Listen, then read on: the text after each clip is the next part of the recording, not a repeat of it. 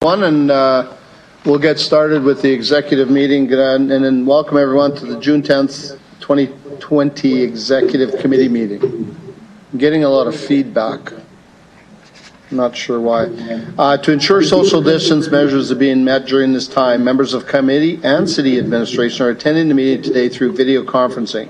A reminder to those in attendance today, all reports considered at this meeting will be considered by City Council at its meeting scheduled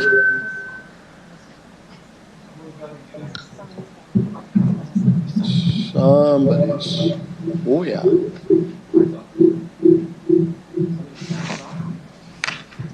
Is it mine?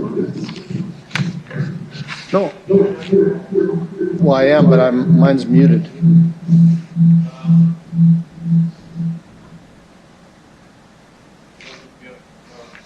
Yeah. No, it's not me.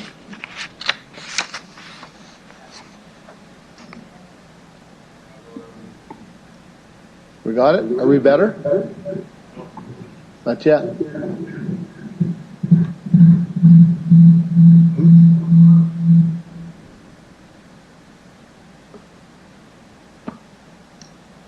Technical difficulty, everyone.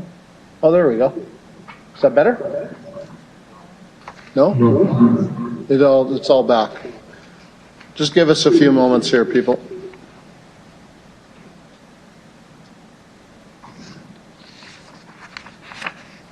Too much volume? Is that better? Worse? No, still.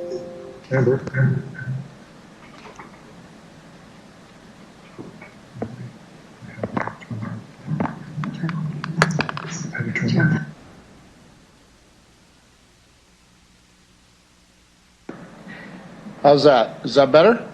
I think we're in good shape now. Yeah, there. We got a thing from the sound check in the camera room too. So I'm going to carry on. A reminder of those in attendance today, all reports considered at this meeting will be considered by City Council at its meeting schedule for Wednesday, June 24th, 2020. The deadline to submit a brief to the City Clerk's office is 1 p.m. on Thursday, June 18th.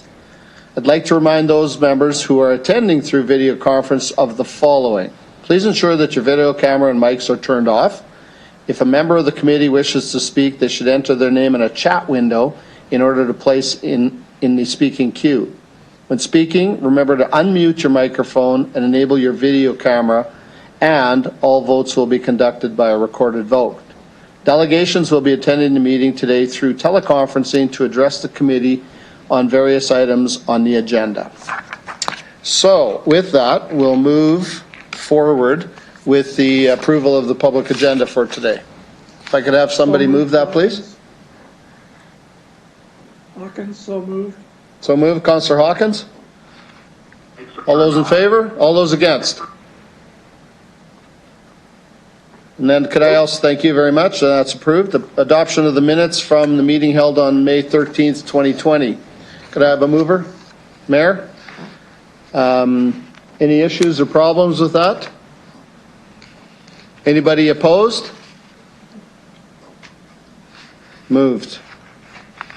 Delegations on EX 2019. We have one, and we'll ask Mr. Johnson, if you're on the line, if you would like to present your brief to committee.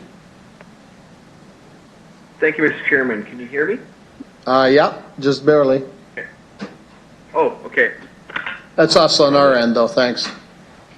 Okay. Good afternoon, Mr. Chairman, Your Worship, members of City Council, administration, and general public. I am Ryan Johnson, General Manager of the Buffalo Pound Water Treatment Corporation, and we provide water to over 260,000 people for the cities of Regina, Moose Jaw, and the region. On behalf of the Board of Directors, I'm pleased to present the 2019 annual report. We met all regulatory requirements and criteria for the production of safe drinking water and met all obligations under the unanimous membership agreement. Thankfully, we had minimal operational issues during the year. Unfortunately, we still had some regulatory issues with regarding the total suspended solids and chlorine leaving our processed sludge lagoons, but we've made some adjustments and improvements. However, until the plant renewal project is completed, that will not permanently fix the issues. Our safety culture continues to improve. Our asset management has evolved to a more of a risk-based system with the implementation of our computerized maintenance management system. Phase 1 of the electrical capital upgrade project was completed with the new substation and backup electrical generators completed at the main plant.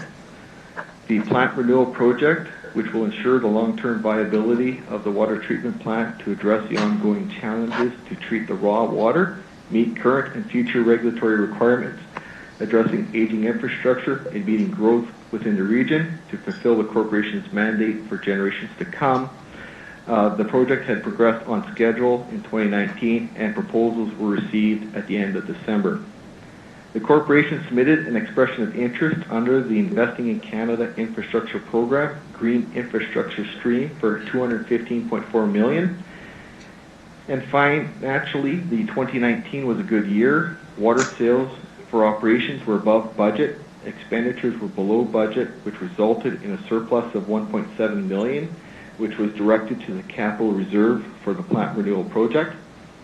As far as capital projects, they all were progressing. $19.6 million was spent on capital projects. $33.3 million was carried forward into 2020 to complete existing projects. And the largest projects on the books right now is the electrical capital upgrades phases 2 and 3 and the plant renewal project. And the capital reserve at the end of the year was $45 million. I'd be happy to entertain any questions of City Council. Okay, anybody have any questions? Councilor Findura? Yes. Thank you, too, Mr. Chair. Mr. Johnson, I just have one question. Reading on the report here on page 51, additional water quality monitoring. I'm just going to read it, and then I'm going to form the question. It says here that staff has carried out regular monitoring of raw water quality at this provided, and then to provide early warning for chemical deficiency and all that, and an impact on the water. And it says here that the 93 pesticides and herbicides were tested, but then another line says here that most of those are without Health Canada guidelines. What is that? What's when it says without Health Canada guidelines? What? Thank you, Mr. Chairman, through you to Councillor. So we do more testing than what we're required, and a lot of the testing we do not have Health Canada regulations or limits, whether they're maximum allowable concentration or an aesthetic objective.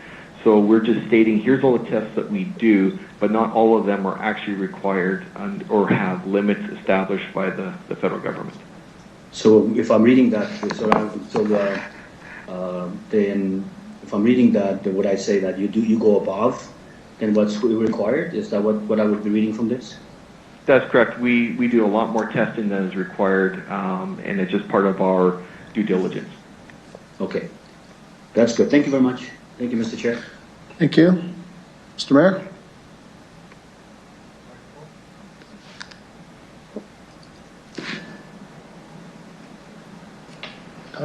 Thank you, Mr. Chair. Thank you to the delegation for the presentation and answering questions. Just a couple to drill down a bit more on the status of the plant renewal and the application under the ICIP program.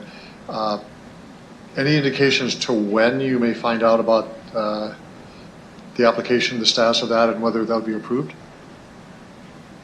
Thank you, Your Worship. To you, Mr. Chairman. Yes, we actually also submitted a more recent application this year, and we revised our number to $220 million. And in talking to the province, my understanding is it may go to Cabinet at the end of this month for provincial approval, and then it will go up to the federal government for their piece. So we have not heard formally, but it sounds like there's still work happening in the background. And assuming that the process continues at pace, can you give indications to when that project would actually start? We signed the contract with the design team at the beginning of this month, so construction is going to start after the 15th of this month. We should be done design by the end of 2021, but the way we developed the project, we could start construction before then. So anytime after about the summer of 2021, provided we have financing in place, we could start construction. The latest right now would be the end of 2021, and if we had some difficulties getting financing, we can delay that into 2022 if need be. Well, thank you for that. One last question related to the phase 2 and phase 3 you said of the electrical upgrade. Can you give us just more detail as to where we're at with that project and when do you think it will be completed? Thank you, Your Worship. Again, through you, Mr. Chairman. The phase 2, which was the transmission line, was actually completed at the end of March, and it works quite well. The phase 3 has been under construction for about a year now. They are going to be finalizing that by this fall. So by October, we're expecting that we will be able to run the entire facility on electrical backup power. Right now, we're able to run the plant at around 25%. In the next month or so, we should be able to run the plant closer to the 50%, well, 33 to 50%. So we're hoping, though, by fall that we can run the plant at half capacity, regardless of weather conditions or other electrical issues. Once the cities of Regina and Moose Jaw have replaced their pumps with VFDs, we'll be able to run the plant at 100% capacity, so 205 megaliters on generators. So when would you expect the city of Regina and Moose Jaw to do their part in this process? Should they have to put some technology in place as well? That's correct. The pumps need to be replaced with a different type of pump than what's existing. Moose Jaw's starting already. Regina, we're working with at the administration level to work on determining what is needed for that. So I expect something will happen sooner than later. Okay, one last question on this issue, Mr. Chair. That's related to earlier this year, I believe we had a electrical disruption at the plant, and I'm wondering just how that fit into the upgrades with the electrical system that you're putting in place. Johnson, so based go ahead. on electrical, sorry, Your Worship and Mr. Chairman. So the electrical disruption we had was a farmer had unfortunately hit a power line which dropped the line. Had the commissioning been completed on the transmission line piece, we should have been able to run the plant at about 25% capacity. Unfortunately, the commissioning wasn't completed. We have since completed that commissioning, and we can run the plant now with the power disruption at 25%. Well, that's good news. Thank you very much, and thanks for all the great work you do for the city and for Moose Jaw. Thank you very much. Thank you. Mr. Chair. Thank you. Thank you. Councillor Stevens? Thank you. I'm just going to keep the video off here. I'm having some difficulties. Mr. Johnson, on Appendix B, there is a table of Buffalo Pound 2020 rates. Could you walk me through what this means and what the implications are of what looks to be massive increases between 2019 and 2024 in the water rates per megaliter? Thank you, Councillor, to the Mr. Chairman. I'm just going to bring that up here so we're looking at the same page. So what you're looking at on the water rates is based on our best guess of what we think the water rates will be based on new chemicals. The plant renewal project will have some cost savings, but there'll be some new costs as well. So that's based on about a CPI rate increase where the rate will go from $355 megaliter to about $395. So we tried to target CPI, give or take. 2020, we actually had 0% rate increase because we were able to maintain that. The bigger rate increase is on the capital side. So our capital budget currently is at $215 a megaliter, and that is to fund projects that are capital in nature and provide budget to make principal and interest payments on debt. So the way it's forecasted in our presentation is in 2024, we think it'll be about $375 a megaliter, and that's based on us doing the plant renewal project without grant funding. If we get grant funding based on the information we have now, our rate increase for the future might be more in the order of about another $20, $30 a megaliter. So if we get fully funded by the grant, it will minimize the rate increase on the capital, but if we don't and we still proceed with the project, then the principal and interest payments will be higher, so our rates will have to reflect that. So we're not for profit, so we don't generate profit, but we just need to be able to cover the payments on the debt. Okay, thank you, that helps. So that is the rate at which you sell the megaliter to the municipalities, and then just to be clear, that would then translate into the rates that the City of Moose Jaw and the City of Regina would then charge to commercial and residential consumers, is that correct?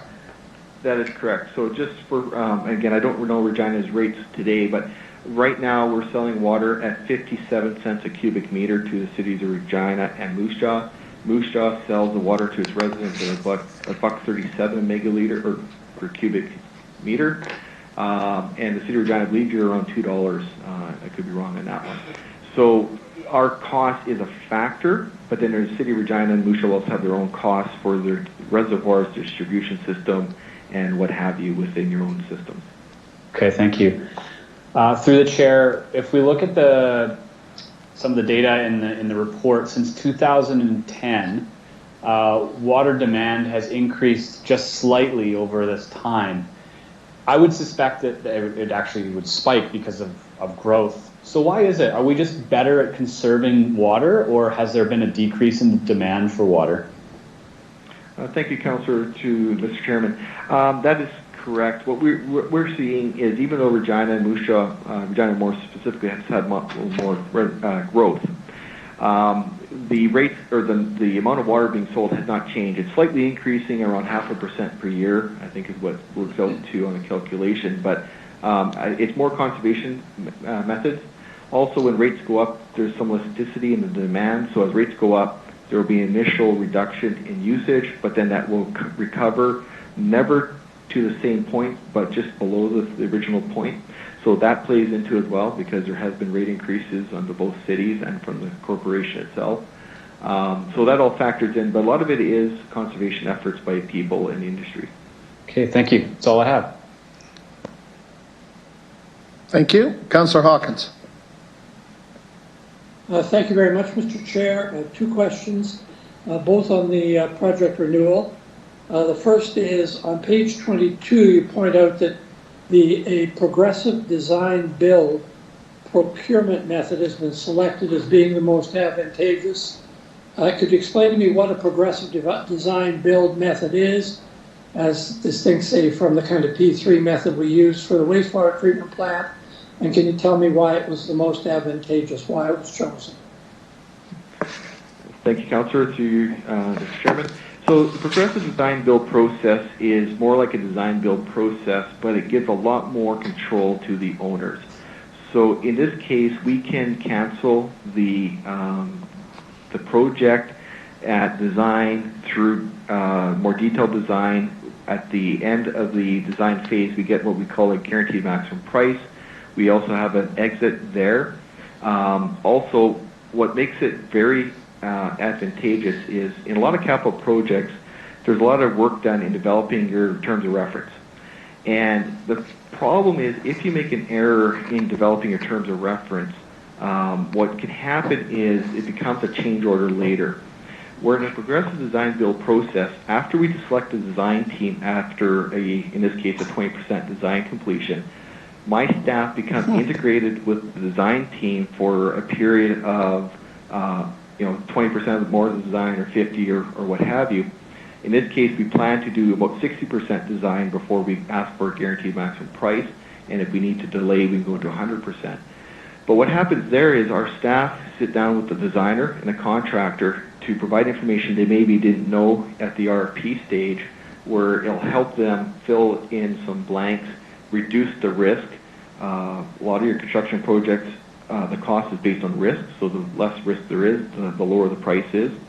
So what happens is we become integrated with them as design continues, and then when we ask for a guaranteed maximum price, then we back off, and then any changes after that become an actual change order. So we're trying to mitigate the risk of change orders, we're trying to mitigate the risks of the unknowns to keep the cost down. And also in the progressive design build process, it's an open book procurement. So as we design it, the contractor has an open book, so we know exactly what the costs are, we know what the markup is, and they've already predetermined at their submission stage what those would look like, so we can tell whether or not we're getting a good value or not. But if we still can't, for whatever reason, come to an agreement, we can exit out of the procurement. And because of that, it was favored over other procurement methods. With Regina's wastewater treatment plant, again, I'm not an employee of the city, so I can't really speak to it, but what I can say is that was the design, build, finance, operate model, and we don't need, we don't have those kinds of risks that need to be transferred, so we didn't find that method acceptable. But it was looked at as a potential, but it didn't rate out to be beneficial for us to proceed with a P3. So we went with an altered traditional method. Well, thank you. That's a very helpful answer, Mr. Chair. I have one other question. At this stage, can you tell me what sort of green features, what sort of environmental features will be built into this new plant? Mr. Johnson? Thank you, Mr. Chairman. Yes, thank you, Mr. Chairman, to the councillor. So in order to get, grant funding has some green initiatives requirements in it. We decided to go with a LEED certified, potentially LEED silver. As a result, we know we're going to have some passive solar requirements in the project. We will have electric vehicle charging stations. We will use solar panels. We'll be using window curtains as part of the design for heating and cooling. So those types of things will be incorporated in design, and as we start sitting down with design teams, we'll see what else that they can come up with that will be advantageous. But we do understand that our carbon footprint will be reduced in this because we will no longer be generating carbon or regenerate carbon. It will be a smaller square footage of a facility, and the work that they're doing that will be new will be to a different standard than what some of the older building was built to, but they will still have to insulate and properly make it as energy efficient as possible. But to get the LEED certified or LEED silver credits, they had to find ways to do that. So we know there'll be passive solar panels and some ability for EV as well as building efficiencies. Was there any environmental aspect that might have taken you to LEED Gold that you decided not to adopt? We did look at LEED Gold, and we started looking at higher LEEDs. Even the federal government's kind of gone away from going that high because it's very difficult to get.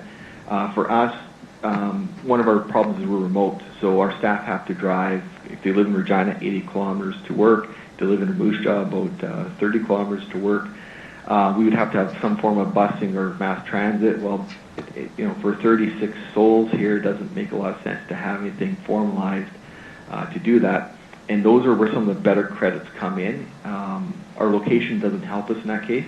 But there are still areas, we will try to get as much credits as we can, but some of the things make it very difficult for us to get based on our location. I appreciate this. Thank you very much. Those are my questions, Mr. Chair. Thank you, Mr. Johnson. I don't see any further questions, so you can leave the call now and we'll discuss the report. Thank you for your time. Thank you very much. Bye-bye. Could I have somebody move EX 2019 as the report?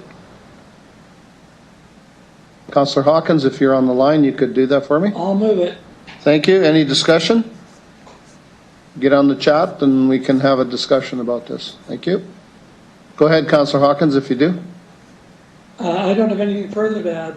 I think it's a good report, and I'm looking forward to the new plant, which I think will be a major upgrade for the city, especially when coupled with our new wastewater treatment plant. It should put us on the cutting edge of the delivery of water and the treatment of water, which is one of the very most important things that we do. Thank you. Mr. Mayor? Thank you, Mr. Chair. Just quickly, I appreciate the delegation and his responses to our questions. He's doing a great job of providing this essential service to our city and in southern Saskatchewan. I have just a question of the administration on the pumps that we are going to be installing. It sounds like both Moose Jaw is doing theirs now, and we will be doing ours. And this has a lot to do with the capacity of the plant itself, given the work on the electrical phases 2 and 3. So to the administration, just when can we expect to see those pumps installed, and what is the cost? Mr. Onrait?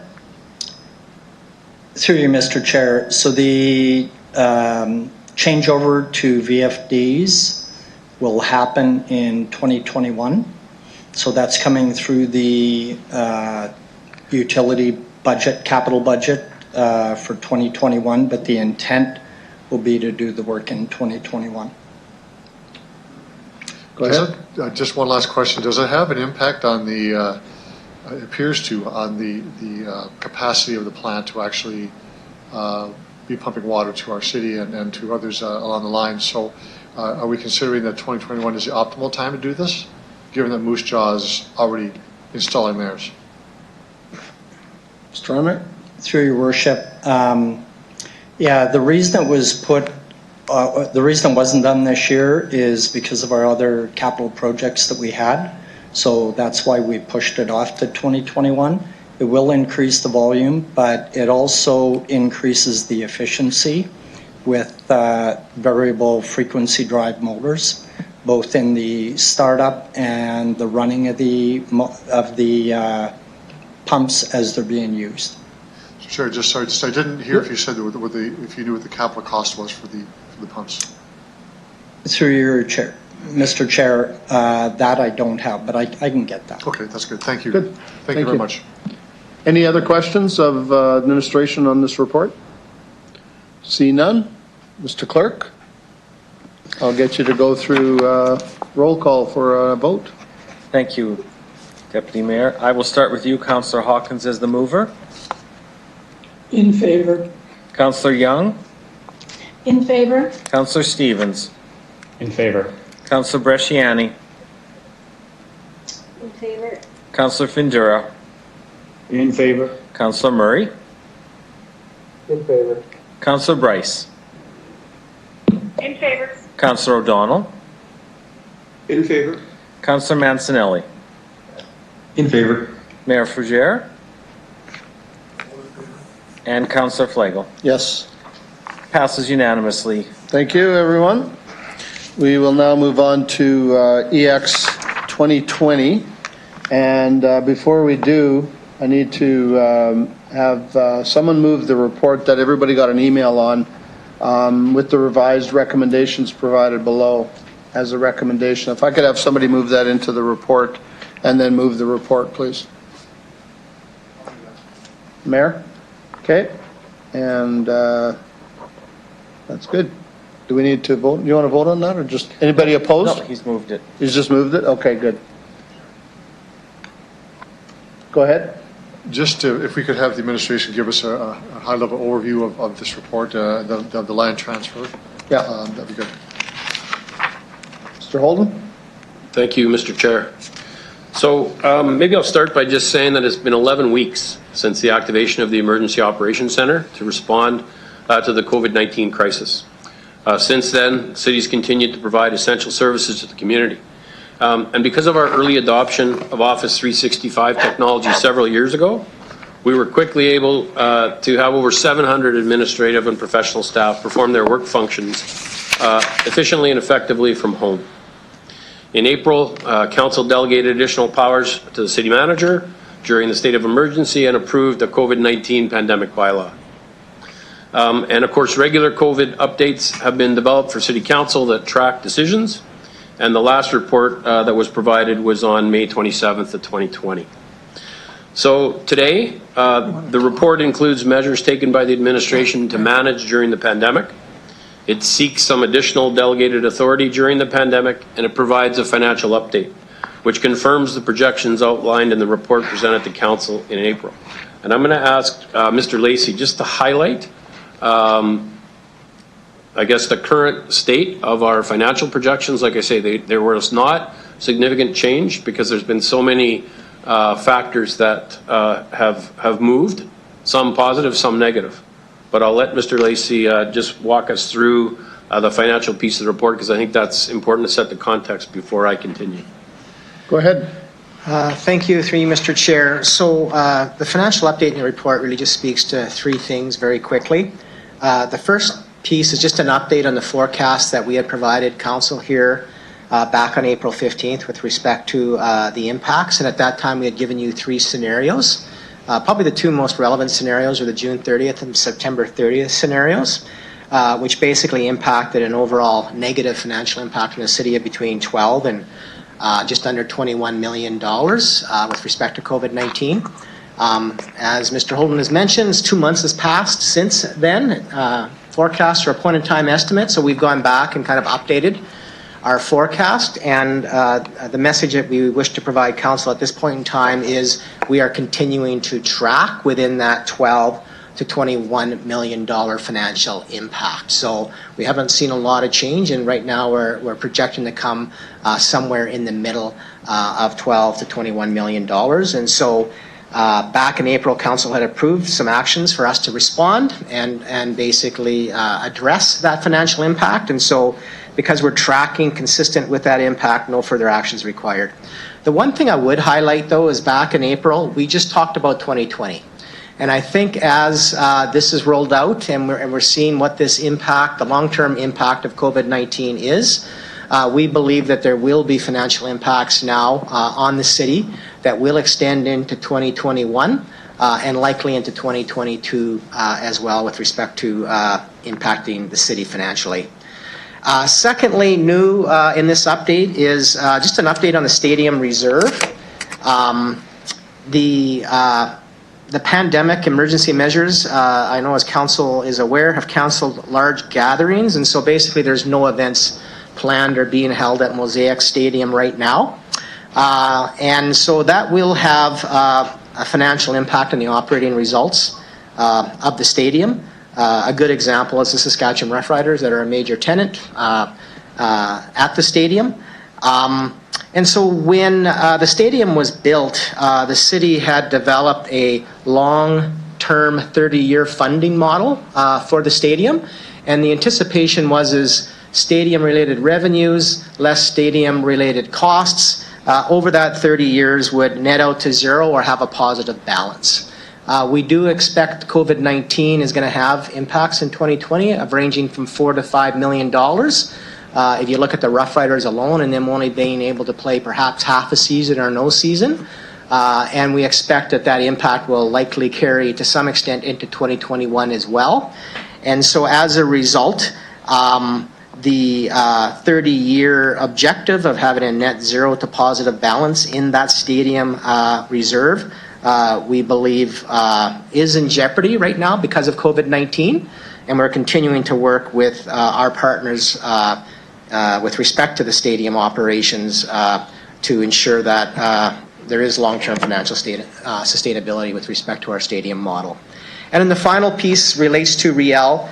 I know we were before council in April to make some changes to the $13 million loan guarantee to enable Riel more cash flow to manage their cash flow crunch. The reality is Riel's business pretty much relies solely on those type of activities that right now are prohibited. And so it's just not a cash flow issue for Riel, it's a revenue issue as well. And so really the report is just flagging once again that as we have more experience with respect to what COVID-19 is doing with respect to financial impacts, again, this is likely to extend beyond 2020 with respect to the impacts on Riel. Riel's projecting it might be 30 months before its true return to normal. And so obviously that will have ongoing challenges for them, both from a cash flow but a financial operating result perspective as well. And so, we anticipate we'll likely be back here later this year to talk about Riel's challenges and how we, working with them from a financial perspective, will work through that over the long term. Thank you. Back to Mr. Holden. Thank you. Mr. Holden? Thanks, Mr. Lacey. So the report in front of you this afternoon is a little more forward-looking than our previous COVID updates. So we're sharing the Reopen Regina plan, which outlines our approach to reopening impacted city programs and services. And I think there's quite a bit of frustration and at the same time excitement in our community in terms of what's open and what's not open. Of course, this Friday, we have the reopening of individual outdoor recreation facilities. So we have our playgrounds opening, we have skate parks opening, picnic sites, basketball sites, our BMX facility, and of course, outdoor washroom facilities that support those activities. Also, there's some additional service adjustments that are outlined for the second half of June. So specific recommendations to begin reopening transit service. Other municipalities in Saskatchewan have started to reinstate fare collection, and it's always important to continue to address the health and safety concerns of both our operators and the traveling public. So for transit, we're going to reopen the Transit Information Center on June 15th, and we're going to reinstate fare collection on June 29th. Around parking enforcement, it'll be reactivated, which has been re-endorsed. It's been endorsed by the Regina Downtown and the Warehouse District Improvement Districts, as well as the Saskatchewan Health Authority. So we're looking at reintroducing parking fees in the downtown for metered parking on June 15th, and enforcement associated with that. And then, of course, time-restricted parking, we would reintroduce that effective June 29th. And we've had a conversation with council previously to try and reintroduce parking fees and transit fees on the same day. That just wasn't possible. There's quite a bit of pressure from the downtown core.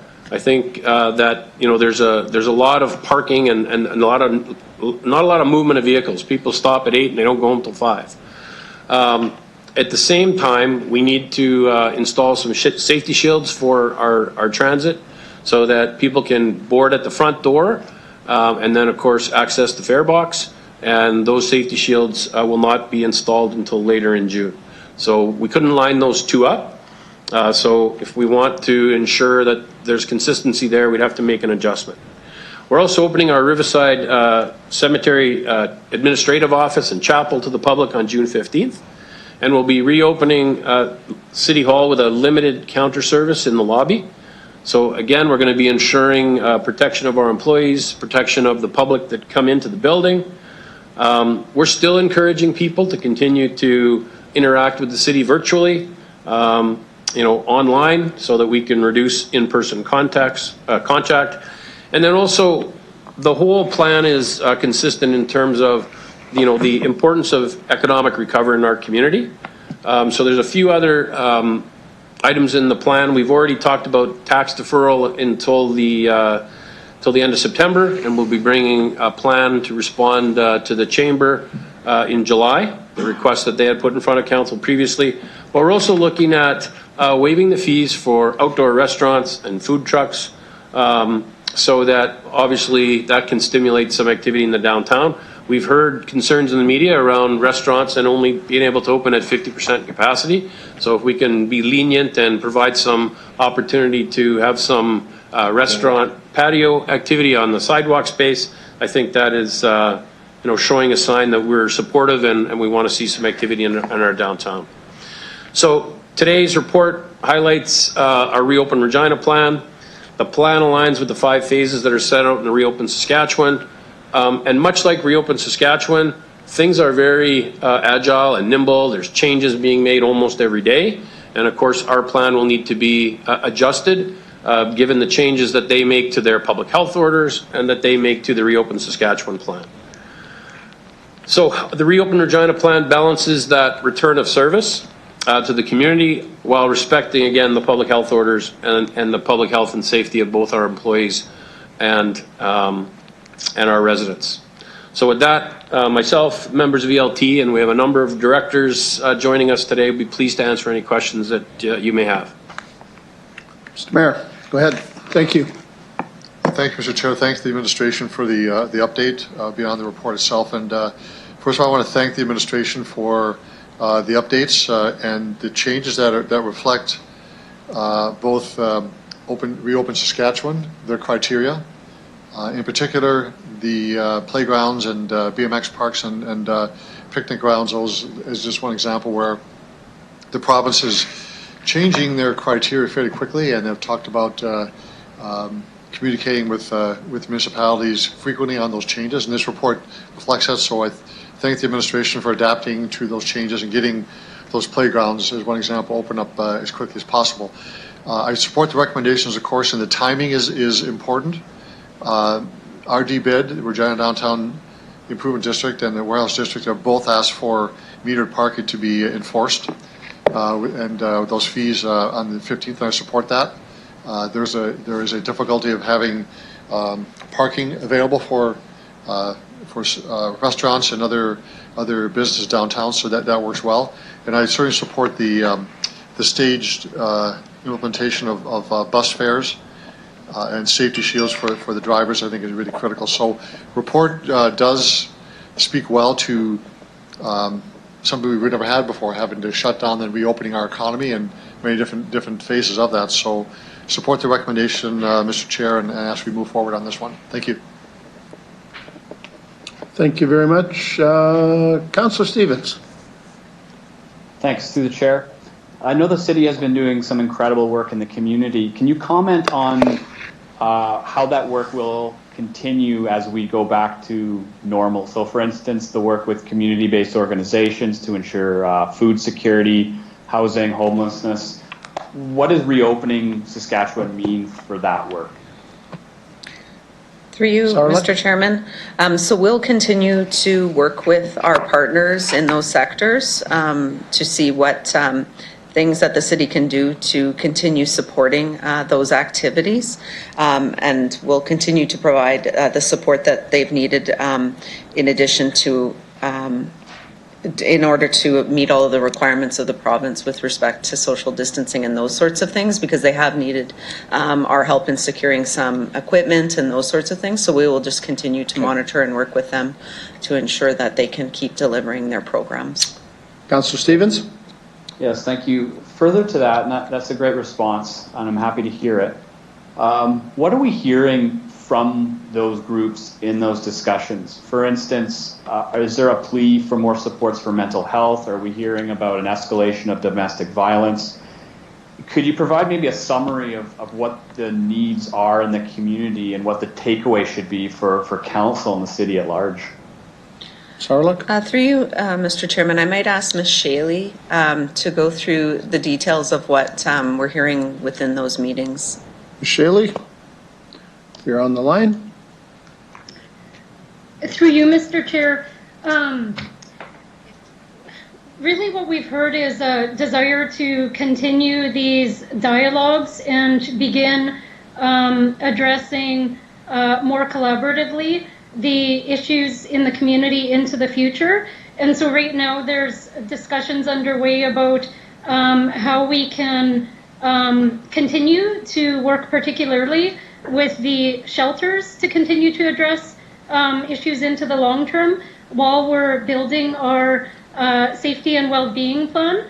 I can also speak specifically to some of the feedback that we continue to hear about a desire to continue to offer programming over the summer months and to continue to offer our food programs through the summer. We're working very closely with REACH to ensure that after the end of June, there are no gaps in those services. So just as an example, starting this week, we're starting to offer play packs, which will be family-oriented programs that will be distributed through the food program. The packs will have activities and crafts and supplies that families can use. We're also planning to be able to offer our programming that's targeted, our typical summer play escapes program that's targeted at children and youth in the summer months. And so as soon as phase 4 is launched, we will have those sites established on a modified basis, and REACH, Regina Education and Action on Child Hunger, will continue to work with us to ensure that we can continue to provide food throughout the summer months through our lunch programs. Councillor? Thank you. That's excellent. I have a question about the guidance that we're receiving from the province generally, and it can apply to any number of services. And I don't think it's going to be news to anybody on council, but we're seeing some inconsistencies. So Saskatoon, White City, some other communities are opening up facilities that we aren't currently at this phase. Could administration explain why and what the implications might be if people are renting rink space, for instance, in White City versus Regina at the Cooperator Centre?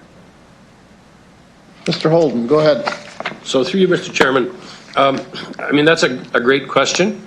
And we've seen examples of that. I think the most recent example is with tennis courts.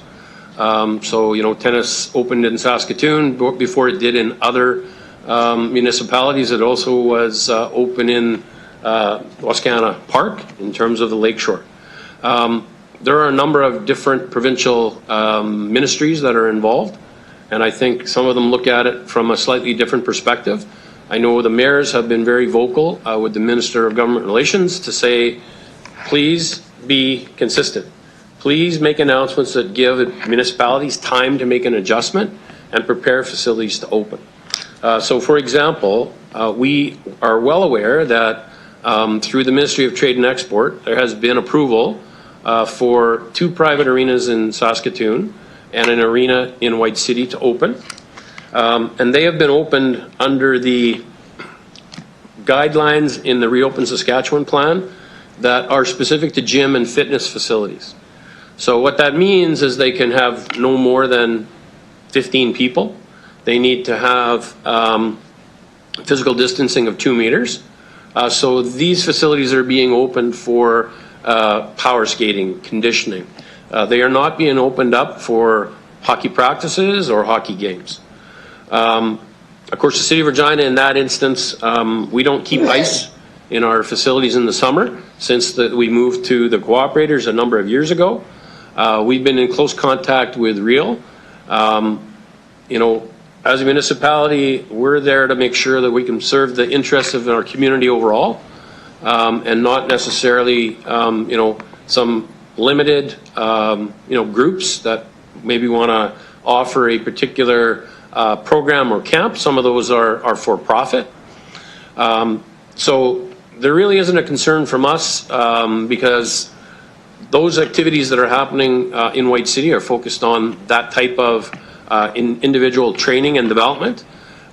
In speaking with Hockey Regina, our staff, the numbers for participation are up should they return to practice and league play this year. So we're not worried about what happens in White City, how that'll impact what happens here in Regina. It is frustrating in terms of we'd much rather see a consistent approach, and we keep pushing that with the province. You know, seen today, I think it's Baseball Saskatchewan said this is how we'd like to return to league play, and they presented that to the province, and they're looking to get a response from the province. Obviously, from our perspective, we want to return to activity as quickly as we can, but a lot of those types of facilities, so whether it's arenas are clearly a part of Phase 4, Part 2. Indoor aquatic facilities, Phase 4, Part 2. So when they make these decisions, they somewhat do stray from their overall guidelines. I think, you know, if I can say anything, I think this council has been very responsible in terms of making decisions that are in alignment with the public health orders and with the Reopen Saskatchewan plan. And administratively, we have championed that and continue to take our direction. And our plan, Reopen Regina, is based on that. But if there's clear direction given from the province, we will adjust as quickly as we can and open up facilities. So yes, there's some inconsistency. It's disappointing, but we'll continue to react. And we're preparing facilities. Example is spray pads. So spray pads have not been announced yet that they can open. We have 15 spray pads. They are being prepared and will be able to be turned on as early as Friday if we were to get that level of approval from the provincial government. Thank you. Councillor Stevens, I have one thing to add to that. And as I put that motion forward a while ago in terms of the sports facilities and stuff, I'm actually having a meeting tomorrow with one of the ministers to discuss some of the things that you just talked about. And I think he's a little bit unclear as to what the impact has done to them in terms of, you know, the White Cities and the 2 in Saskatoon. So I'm going to have that conversation tomorrow, and I'll send a brief email out once I get clarity on what he's proposing, because I think speaking with his MA, they're a little unclear as to some of the things that they've got going on that maybe could be utilized as better for the communities to reopen some of the things sooner than later, as opposed to 4.2 or 5.6 or whatever number you want to use. Just so you know, Okay. I'll let everybody know tomorrow. Okay, so through the chair, I guess that leads to a follow-up question. So the phases provide an overarching guideline to what's going to be reopening, but it sounds like individual arenas, spaces, and organizations are finding wiggle room in this simply by lobbying. So in other words, we're following broad public health orders and the phased-in plan, but certain interest groups are pleading for their particular facility or their particular recreation activity to open. Is that fair to say, or am I reading this wrong? Mr. Holden? Through you, Mr. Chairman, I think that is fair to say. We'll never stop, a particular nonprofit organization or sport group from lobbying the government. The government's making those decisions. For example, our staff are in close contact with Saskatoon almost daily. So, the two major cities are the ones that get compared the most. And we try and make sure that we're in close alignment. So, for example, yes, they have two private arenas in Saskatoon that are opening, but they're not going to open their municipal arenas. So they are in line with us.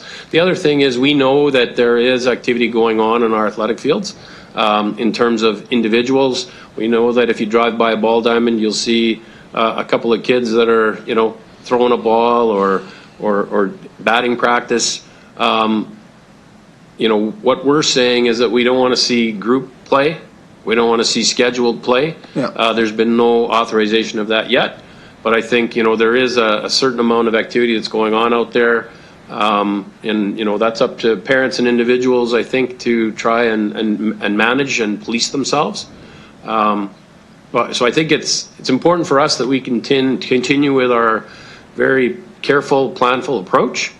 And we ask lots of questions in the ministry as well to say, hey, we hear this, what about? And we ask for clarification. Okay. Okay, that's all I have. Thank you. Mayor, you want to comment on what Councillor Stevens was? His last comment there, just from the perspective of mayors across the province and the City Mayors Caucus, there is a view that there's some political lobbying that's being done for certain activities.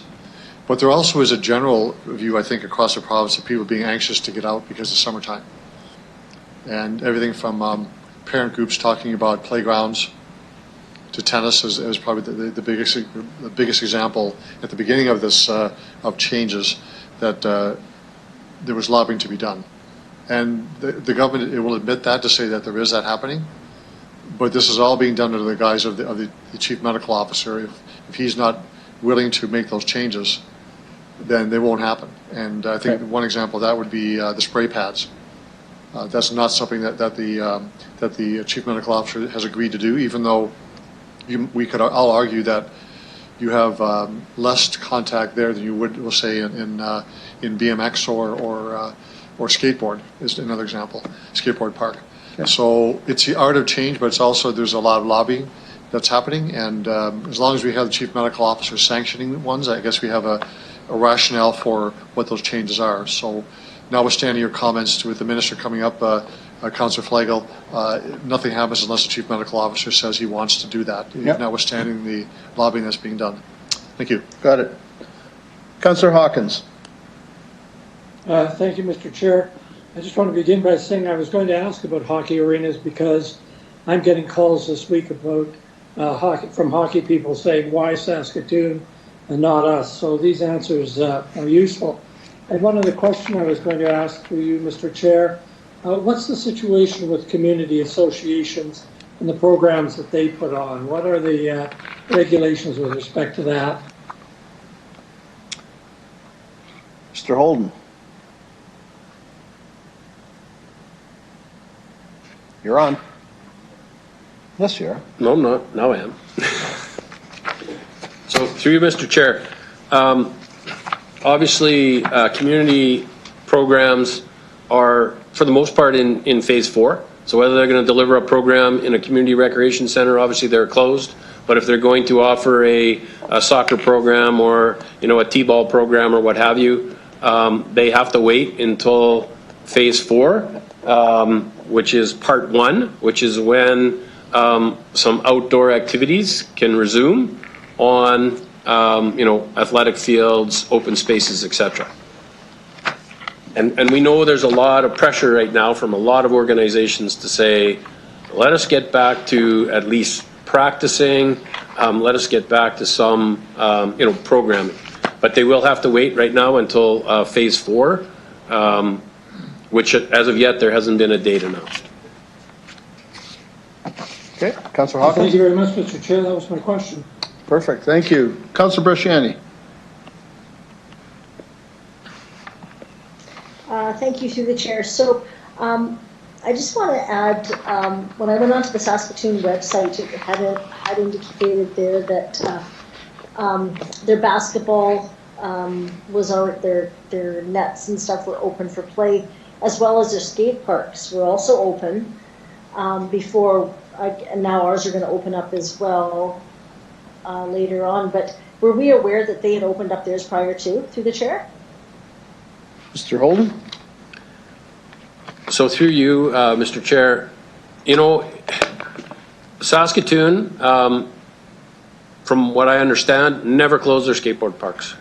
And they didn't close their basketball pads, if I can call those. They're not really courts, they're basketball pads just like we have.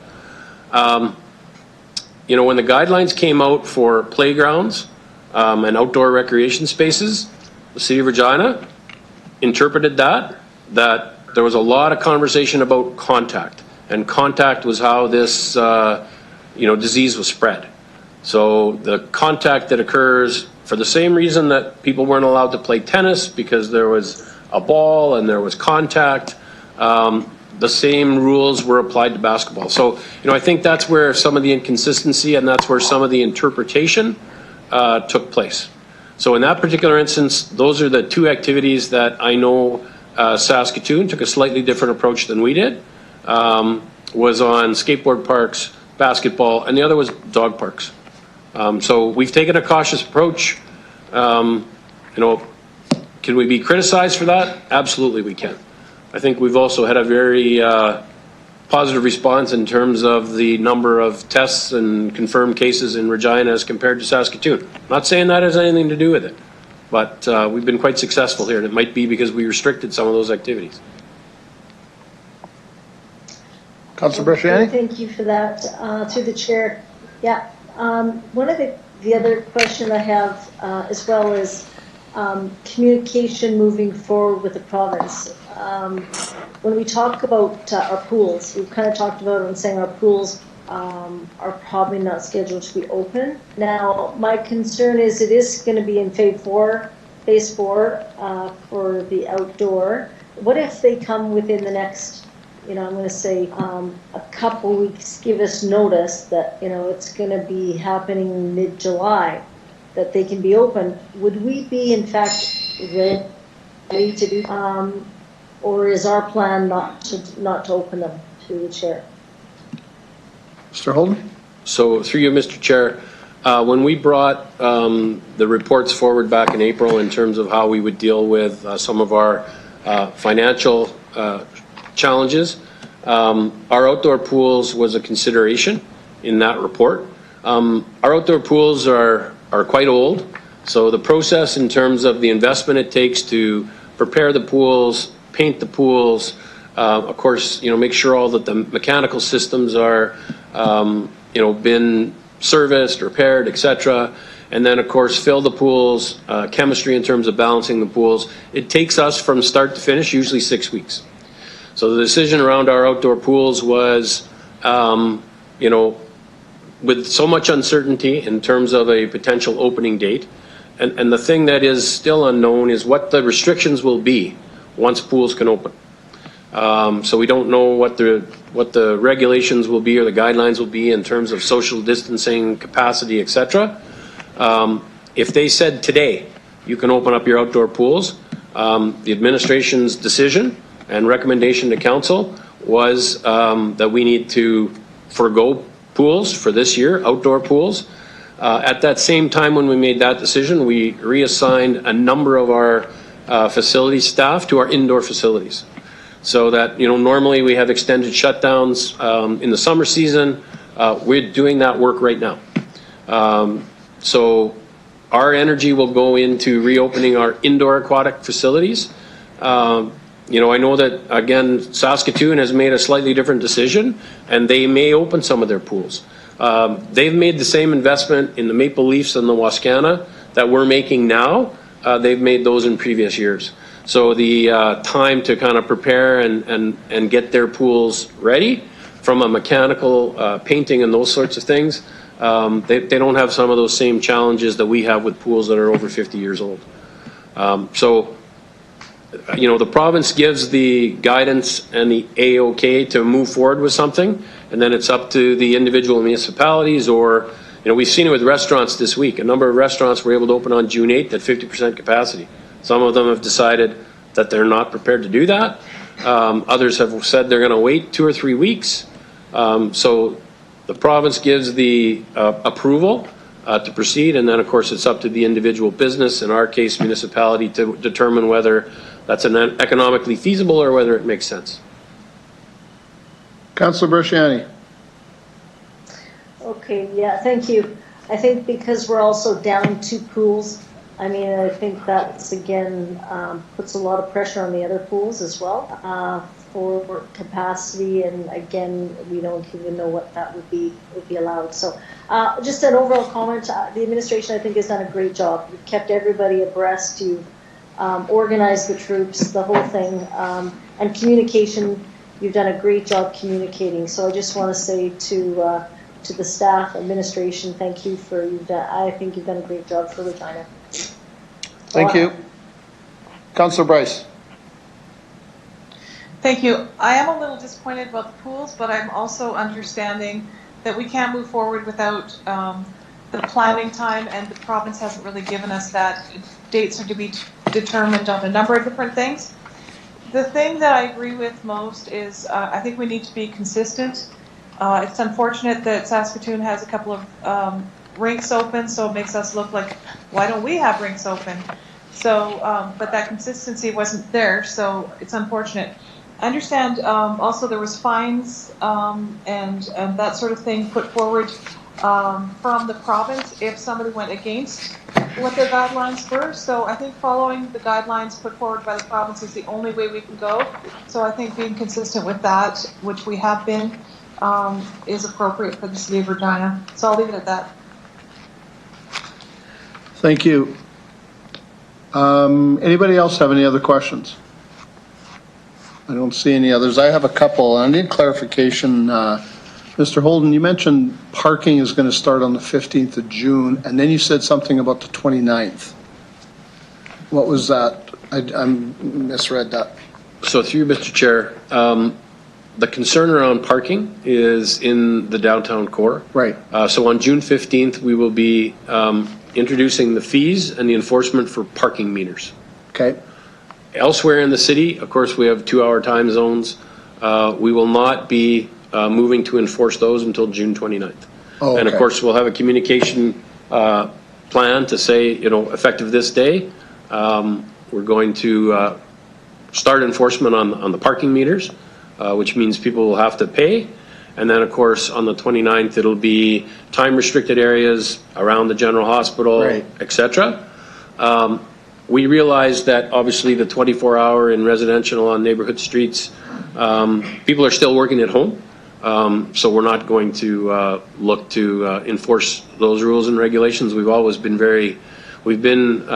complaint-driven in residential, but we won't be looking to engage that until well after you know, the whole health emergency has subsided. Okay, that's good. Are we going to send out some kind of notice to areas around about the 15th so people know? Just put them on the meters or some sign somewhere or something?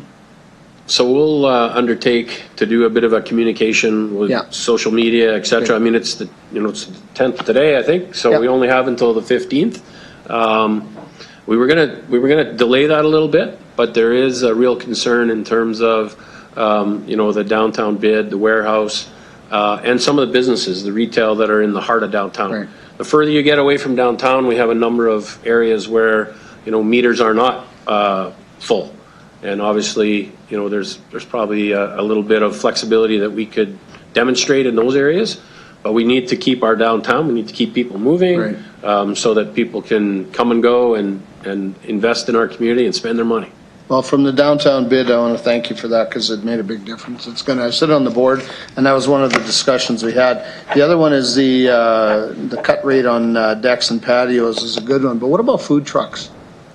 Where are we at with food trucks? Are they allowed on the plaza, as an example, or what are we at? So I'm going to start, then I'm going to ask Mr. Onright to just comment a bit further. So the food trucks, the permit fee for this year, we're recommending that be waived. So we're not going to charge those. In terms of when we allow them on the plaza, I'm not sure, Mr. Onright, if you have a comment on that. Through you, Mr. Chair, I'll ask Mr. Warren to comment. His team has been working directly with this particular item. Okay, Mr. Warren, welcome. Thank you, through you, Mr. Chair. Actually, I would like to defer that to Lori Shaley's team. I think they are responsible for the permits on the plaza itself in terms of allowed under the provincial health order. So I would ask Ms. Shaley to comment on that. Okay, thank you. Ms. Shaley? Through you, Mr. Chair, I agree. I believe that the applications for food truck bookings are being accepted. With respect to booking events on the plaza, at this point in time, we're planning to accept applications for phase 4, early phase 4. In addition to that, we're also in discussions with the Regina Farmers Market, which is currently at Douglas Park and has a desire to move back to the plaza in the coming weeks. Perfect, thank you. I see on here you're talking, Mr. Holden, about the reopening of City Hall and or Slight, and I just want to make a comment about it and making sure that is it necessary to do what we're going to do in such a small number in terms of opening the front doors to have people on the first level just to pay bills? Or we have an issue kind of getting the money in for paying bills, or is this just sort of a phase to get us sort of back in and opening up? So through Mr. Chair, I think the comment I would make is that as the community reopens, you know, we have retail open, we have restaurants open. Right. A lot of businesses are open now.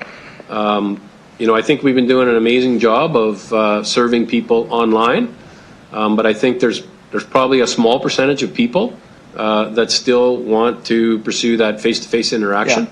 Yeah. So when I say we're reopening City Hall with minimal counter support, I think at the end of the day there's 12 to 15 staff that are going to be brought back and working at City Hall. Yeah. So we'll be very minimal. It's not like you're going to come back and see all of our you know, counter service in place.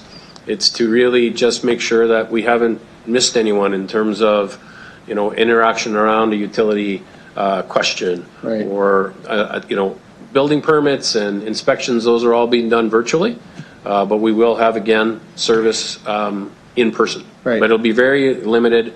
The rest of our staff, in terms of return, is all going to be phased in very gradually. Yeah. And you know, one of the recommendations or guidelines in the Reopen Saskatchewan plan is for as long as possible, through all 5 phases of Reopen Saskatchewan, if people can work at home effectively, then we should try and continue to have people work at home. So we're respecting that, and we'll be looking at a very gradual return to our, not only City Hall, but some of other administrative facilities as well. Right. So speaking of that, and thanks for that information. It begs the question as to, we have roughly 800 staff in City Hall. Are we looking at 50 at a time, and maybe it takes till the end of the year to bring people in? Because if nobody else is, like the SaskTels and SaskPowers and everyone like that have elevators that you need to get people in and up to 15th floor or 10th floor or whatever it is, how do we get around that when we only put 2 people in an elevator at a time? And are we looking at, I mean, do I see 300 people working at City Hall by the end of the year? So here, Mr. Chair, I mean, we're working through that, right? We are a workplace. Right. The rules are slightly different for a workplace, but there are protocols that you can put in place. So, there's first of all a declaration around one's own personal health before they walk in the building, right? We have people that have, immune compromised health situations. Those people may never come back if this doesn't fully, clear. So we're going to be very flexible in terms of how we support our staff. Down the road, I think we've learned that there are a number of positions at the city that may very seldom have to check in at an administrative location, whether it's City Hall or 4th Avenue. That might enable us to free up office space down the road in terms of what our requirements are. We've learned a lot through the pandemic, as has every other organization, and I think we need to learn from the opportunity. What are the opportunities that we can work differently? I think there's situations where we're more effective. So we're going to take our time. Right. We're not going to rush. So at this point, I don't have the crystal ball that says whether you're going to see 50 or 300. But as we bring people back, definitely we need to make sure that we're taking care of their health. And, all 5 phases of Reopen Saskatchewan require the 2-meter physical distancing. Right. So there's lots of things you can do as a workplace, but you still need to maintain 2-meter physical distancing, which is kind of why we're spread out like we are in the chamber here today. Right. So if I could, thank you for that. When I look at, because I'm getting questions, I'm sure other councillors are too, from staff, wondering how they plan and make sure, can we sort of talk about September 1, we might have a first phase of 50 or 100 people coming back to City Hall. I think generally people, between booking holidays and daycares and et cetera, everyone needs to know, because for the vast majority of staff, they're pretty comfortable working at home. And I don't know what the productivity level is, but sometimes you might get more out of people because they don't have the stress of working in an environment. They've got it and they can get everything done. So is there any message you can send out to the staff that, hey, you've said we're going to take our time, but there comes a time when we're going to have to implement. So through you, Mr. Chair, and through Ms. Folk's team in People in Work Culture and our strategy team, there are a number of leader bulletins that go out to our directors and our managers. They've been kept up to date all the way along in terms of, our timing and our processes. All our directors have been asked, of all of the staff that you have working, if they were going to start to return to work, what would that look like? Okay. So there's a systematic, very planful approach behind the scenes, and we're making sure that our staff are communicated by their directors, by their managers, by their leaders in terms of what that looks like. We will not be bringing a significant number of staff back until phase 4. And again, we don't know exactly what that date looks like. And I think everybody's taken a slightly different approach. I've heard that SGI is going to probably look to keep a lot of their employees working from home. And they may never bring them all back to the tower. Others on the Crowns, I think, are bringing their people back sometime in July. Right. So, we continue to communicate with our staff. And I know people are anxious because they want to know, can I continue working from home? Do I have to go back to the office? When will that be? So the commitment, obviously, to all of our staff is that we will continue to keep them informed. We also work with our unions and associations. We're meeting with them 2 to 3 times a week. So we're keeping them in the conversation because, of course, they're getting calls as well from employees. When will I have to go back? And do I have to go back? And what will the circumstances look like? And what will the environment look like?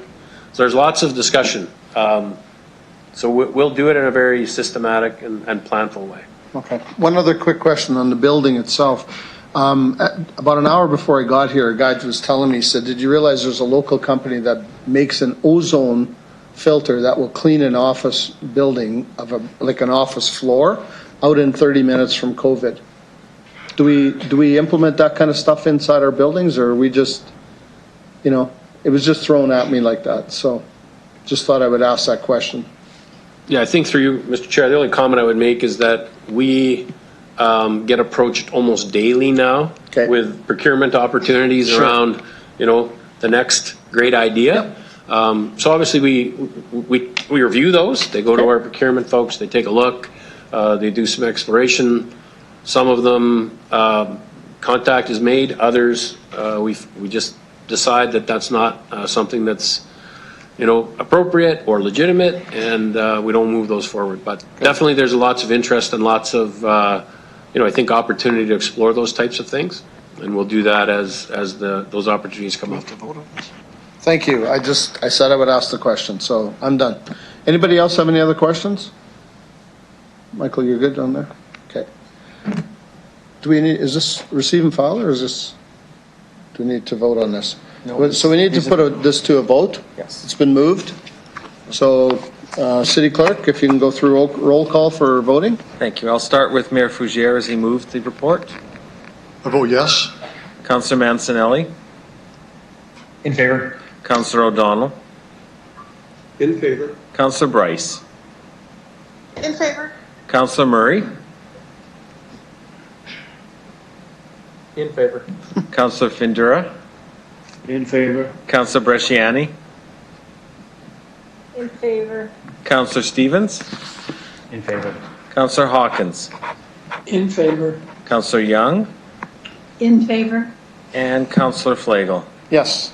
It's unanimous, Mr. Chair. It's approved. Thank you. Thank you, everyone. We'll move on to EX 2021, and that's the City of Regina and Regina Board of Education Central Collegiate Land Exchange. Mr. Lacey, if you'd like to brief us a little bit on that, please. Through you, Mr. Chair.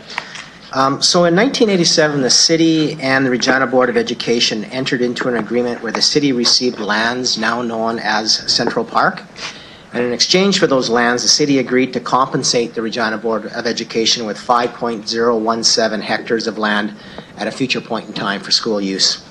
Over the last 32 years, only 1 hectare of land has been recognized against that outstanding agreement and obligation. A few years ago, the Regina Board of Education approached us to settle that outstanding obligation, and we've been negotiating with them, and at this time have identified lands that could be transferred to the Regina Board of Education to complete that transaction and settle our obligations under the agreement. All of the lands are located where city parks are adjacent to public schools. In most cases, there's no defining borders that would clearly identify a change in property ownership. And the properties would continue to appear and be used as they are today for public use. The only change would be in ownership of the lands. And so the report before you is seeking council approval to enter into a letter of understanding with the Regina Board of Education to resolve the outstanding land exchange agreement and authorize administration to take the necessary steps to complete the land exchange. Thank you. Okay, thank you for that. Any questions of the administration? I don't see any. Mr. Chair, I'll move the report. Sorry, who is that? It's O'Donnell. I'll move the report. Okay, thank you. Councillor O'Donnell. Any questions, anybody? Councillor O'Donnell? Mr. Mayor, go ahead. No questions. Thank you.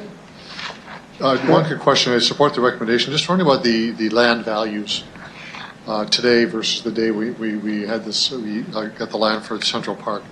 Talk about the land values of what we're transferring today. Are they of equal value of property compared to when we took over the land for Central Park?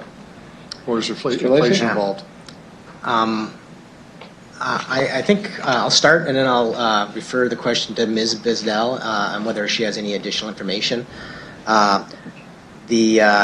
This exchange occurred 32 years ago, so I'm sure over time certainly the land values have increased, but I'll ask Ms. Bisdell if she has any additional comment. Ms. Blaisdell? Through the chair, good afternoon. Actually, this agreement was based strictly on land size, not on land value. So I'm sure that there has been a change in value over the past 32 years, but that's not what we're basing this transaction on. Mr. Chair, I think that's what I thought it was. I just see the value of over $6 million to today's value of property, but it is acre for acre. Thank you. Thank you. I don't see any further questions. Mr. Clerk? Oh, sorry, Councillor Stevens. Thank you, through the chair. I'm just kind of curious what the implications of this might be in terms of the land that we are exchanging. I know we're making the school board whole here. Why these particular plots of land? What are the implications of us transferring these versus others? I just need to know a bit more about this, the decision. Mr. Lacey? Through you, Mr. Chair. So the agreement that was signed 32 years ago spoke to the land to be exchanged, to be used for the purposes of school use. And so we have had ongoing conversations with the Regina Board of Education over the last couple of years to identify, because of that, lands that are attached to current public schools. With respect to what the impact is on use, this is one of the things that we paid particular attention to as we had our conversations with the Regina Board of Education, and we expect there will be no to minimal impact on use of these lands. 3 of the 6 parcels already have heavy restrictions on them due to city encumbrances, and the other 3, for us to complete the land transaction, will be subject to us signing joint use agreements with the school board to ensure basically the use of those lands as they are today will continue into the future. And then the final provision that we are adding to whatever agreement we sign with respect to the exchange of these individual lands is, should the school board ever choose to divest themselves of that land at a future point in time, we as a city would have first right of refusal to acquire those lands. Okay, thank you, that's all. That's it. Okay, the report's been moved. No further questions, so Mr. Clerk, if you can do roll call, please. Thank you. I will start with you, Councillor O'Donnell, please. In favor, thank you. Councillor Young. In favor? Councillor Hawkins. In favor? Councillor Stevens. In favor. Councillor Bresciani. In favor. Councillor Findura. In favor. Councillor Murray. In favor. Councillor Bryce. In favor? Councillor Mancinelli. In favor. Mayor Fougere. I vote yes. And Councillor Flagel. Yes. Carries unanimously, Mr. Chair. Thank you. We'll now move to EX 2022 and the Municipal Economic Enhancement MEEP funding allocation. Mr. Lacey, if you'd like to have some comments. Thank you, through you, Mr. Chair. So in May, the Government of Saskatchewan announced the Municipal Economic Enhancement Program, or MEEP.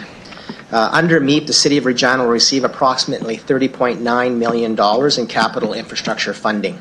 And under the program, any projects that those funds are allocated towards must be substantially completed by March 31st, 2022. Municipalities are required to apply for the funding by submitting a list of council-approved projects that the funding will be used for to the provincial government, and we need to make that submission by July 17th of 2020. In determining the projects to recommend for MIP funding, administration pursued a 3-pronged strategy to effectively maximize the use of the funds. The first prong of the strategy is recommending that $6.4 million of MEEP funding be used to ensure the $6.4 million in residential road renewal program projects that were deferred this year because of COVID-19 are funded and can be completed in 2021. This ensures that the residential road renewal program is kept whole, and all residential road renewal program projects that were planned before COVID-19 hit us will be funded and completed over the next 2 years.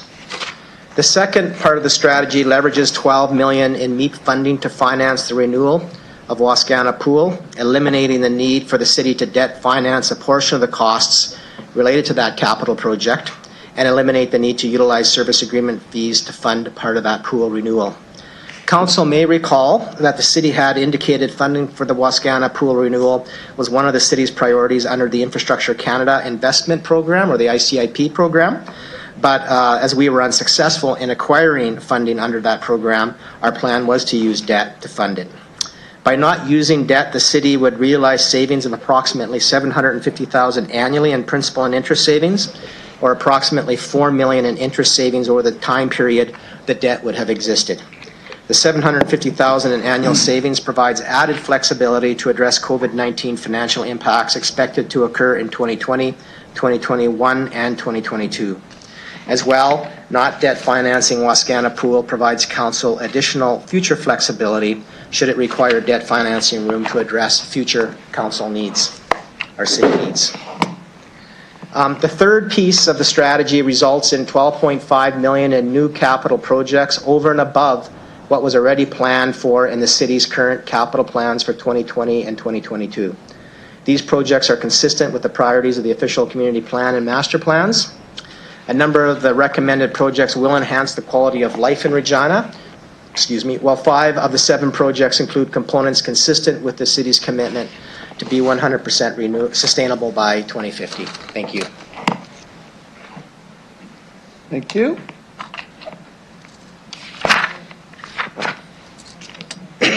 Could I have someone move this report, please? O'Donnell? Thank you. And go ahead and speak to it if you wish. I would, thanks very much. I want to make a couple of comments first about the importance of this program. Members may recall that at one time a municipal economic enhancement program was in existence, but was put by the wayside. Municipalities of Saskatchewan have lobbied repeatedly for this program, and unfortunately right now I understand it may only be a one-year program, but obviously from what's before us we can see how important this is. So I want to extend a thanks to the province on this important funding. 2, I want to compliment our administration on the logic in terms of how they have picked programs. It certainly, to me, speaks a great deal about sustainability. Mr. Lacey mentioned that, but you can almost go through every one of these in terms of walkability, parks. I know that Wascana Pool will be extremely efficient, but I highlight energy monitoring and optimization infrastructure, in other words, energy audits. I'm really pleased that we're going whole hog into this area. And I think it's actually rather exciting that the Municipal Justice Building has some funding attached to it, that we can actually see that corner come to life, because a few years ago, that was a big question. Well done here. I'm in support of what's before us. Thank you very much. Good, thank you. Councillor Stevens. Thank you, through the chair. First question about the Municipal Justice Building. Very pleased to see some money attached to this request. I know we discussed this in the context of a Planning Commission report on rezoning a huge parcel of land regarding the new RPS headquarters. There was discussion at that time of a public consultation as to what the MJB could be used for. This report suggests that, you know, there might be a community center, a shared multi-purpose gym. Does this mean there has been community consultation about what the building could be used for from a community standpoint? Mr. Lacey? I'll refer that question to Ms. Howlock. To you, Mr. Chairman. So we have had conversations in the past with the Heritage Association and through the core sustainability plan that was done a number of years ago. But as you had mentioned, we are going to continue with our consultation on the RPS building with the community. And if this is approved, it'll take additional consultation on what needs to happen for the community in this building as we move forward. Okay. Thank you. So through the chair, that means what exactly goes into that building might change. So can you provide me some background on where the $7.5 million then comes from? So generally, what are we expecting that money to go towards? Mr. Lacey? Through you, Mr. Chair, I'll maybe start, and then I might ask if Ms. Gasmo has any further information, or Ms. Howlock, maybe Ms. Howlock. So the Municipal Justice Building obviously is a building that's not used right now. It just isn't habitable. It's not up to standard. So the building estimate here basically is based on renovating that building to bring it up to standard so that it can be occupied and used. And that estimate is based on, as indicated in the report, converting that building into a community center with a police fitness facility, but is also a shared multi-purpose gymnasium or gym there as well. And so the estimate's basically built on having that type of building infrastructure that would support those activities. Ms. Howrlock, do you have anything to add? No, nothing to add. Okay. Thank you. That's good. Thank you. Through the chair. Just a heads up, when this goes back to the community, I do anticipate some pushback with the combined multi-use community facility with the police fitness facility in light of what we're seeing across Canada and the United States about police funding, et cetera. Just be prepared to have that as a part of a conversation. And if people don't want to share a space or see a widened footprint for the RPS, that needs to be considered and needs to be considered seriously. My other question has to deal with energy monitoring and optimization infrastructure. Could administration be a bit more specific as to what this $720,000 goes towards? Sarluk. Through you, Mr. Chairman. So it would be a pilot project to provide detailed measurements and verification solutions that cover all elements of energy from gas, electricity, and water. So we would put out an RFP to look at monitoring some of our buildings throughout the city. And what we hope to do is by analyzing the consumption, the detailed data, it will start to inform our decisions on how we operate these facilities with respect to capital investments, how we can do different improvements for energy conservation, water conservation, emission reductions, et cetera, and then potential other changes that we might want to see. So many municipalities have been doing these pilots and seeing quite significant savings when they look at the detailed measurements and the data that they get. So this would be a pilot, and we would prepare the RFP and go out to tender to see, and then figure out what buildings that we want to monitor. Okay. Through the chair, would there be room in this RFP and the money provided here to perhaps map out potential energy generation potential? I'm thinking specifically of solar. I think even Moose Jaw was going down this road, Edmonton. Put another way, could we broaden the scope of that RFP to not just talk about energy conservation, but potential generation in the future? Through the chair.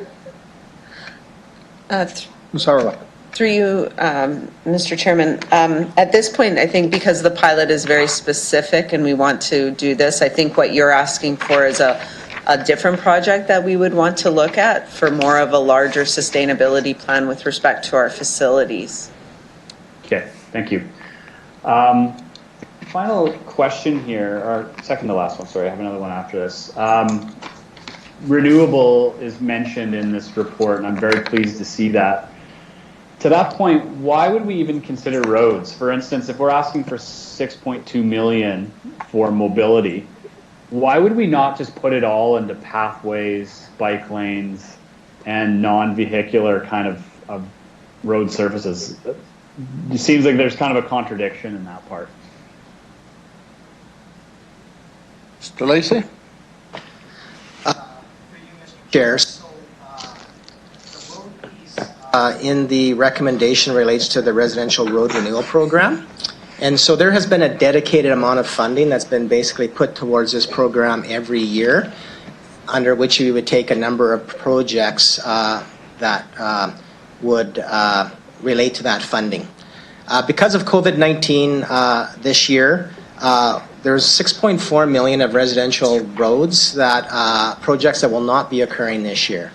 And so, and then that funding as well, if we require it to manage some of the impacts of COVID-19 in our operations, that funding would be redirected to manage that deficit that we're projecting. So without this funding, essentially what we would have to do is then the residential road renewal budget, we don't expect to change from what we're forecasting next year. So these projects would basically become the priority projects next year. And so essentially we would be potentially up to $6.4 million short on what we had otherwise projected we'd be spending on residential roads over the next couple of years. So the reason we're recommending the residential road renewal program is we know this has been a priority for council, this has been a priority for the community, for us to do work in this area, and this basically ensures that we're keeping that program whole. Okay. Thank you. That's all I have. Thank you. Councillor Brasciani. Anybody else want to get their name on the chat list, please? Thank you. Thank you. So just in regards to the Municipal Justice Building, I had a question with that as well, because I question the engagement, but is that what the community wants? But secondly, we are spending over $30 million on the police. Now we included Osler Street. They couldn't find a plan in that building to do a workout center for the police. I'm concerned that we're going to now utilize this for that purpose. Mr. Lacey? Through you, Mr. Chair. So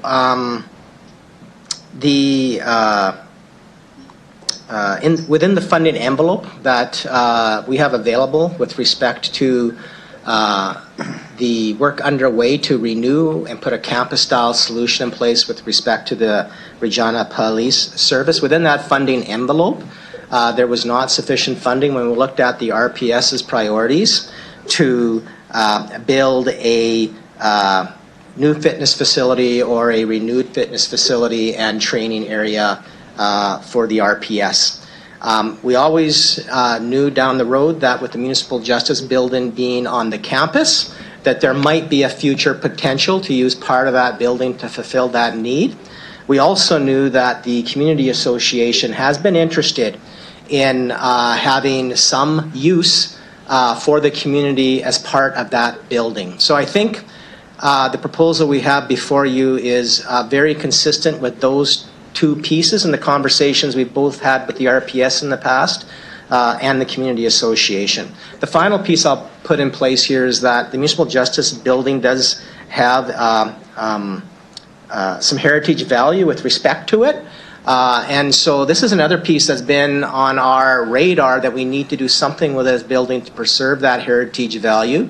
To be quite frank, in our 5-year capital plan, though, it never made our 5-year capital plan because of other funding priorities over those 5 years. So we do see this as a unique opportunity, so to speak, not to kill 2 birds with 1 stone. If I could say, it's killing 3 birds with 1 stone, addressing, we hope, the community's needs. And yes, there will be a consultation process that will have to happen up front on that piece, addressing some of the needs of the RPS with respect to fitness and training, and then finally dealing with the heritage aspect of this building. Councillor? Thank you. Thank you. There's a fire hall there, right there as well on that corner, is there not, through the chair? That is correct. There, the old fire hall number one? Yes.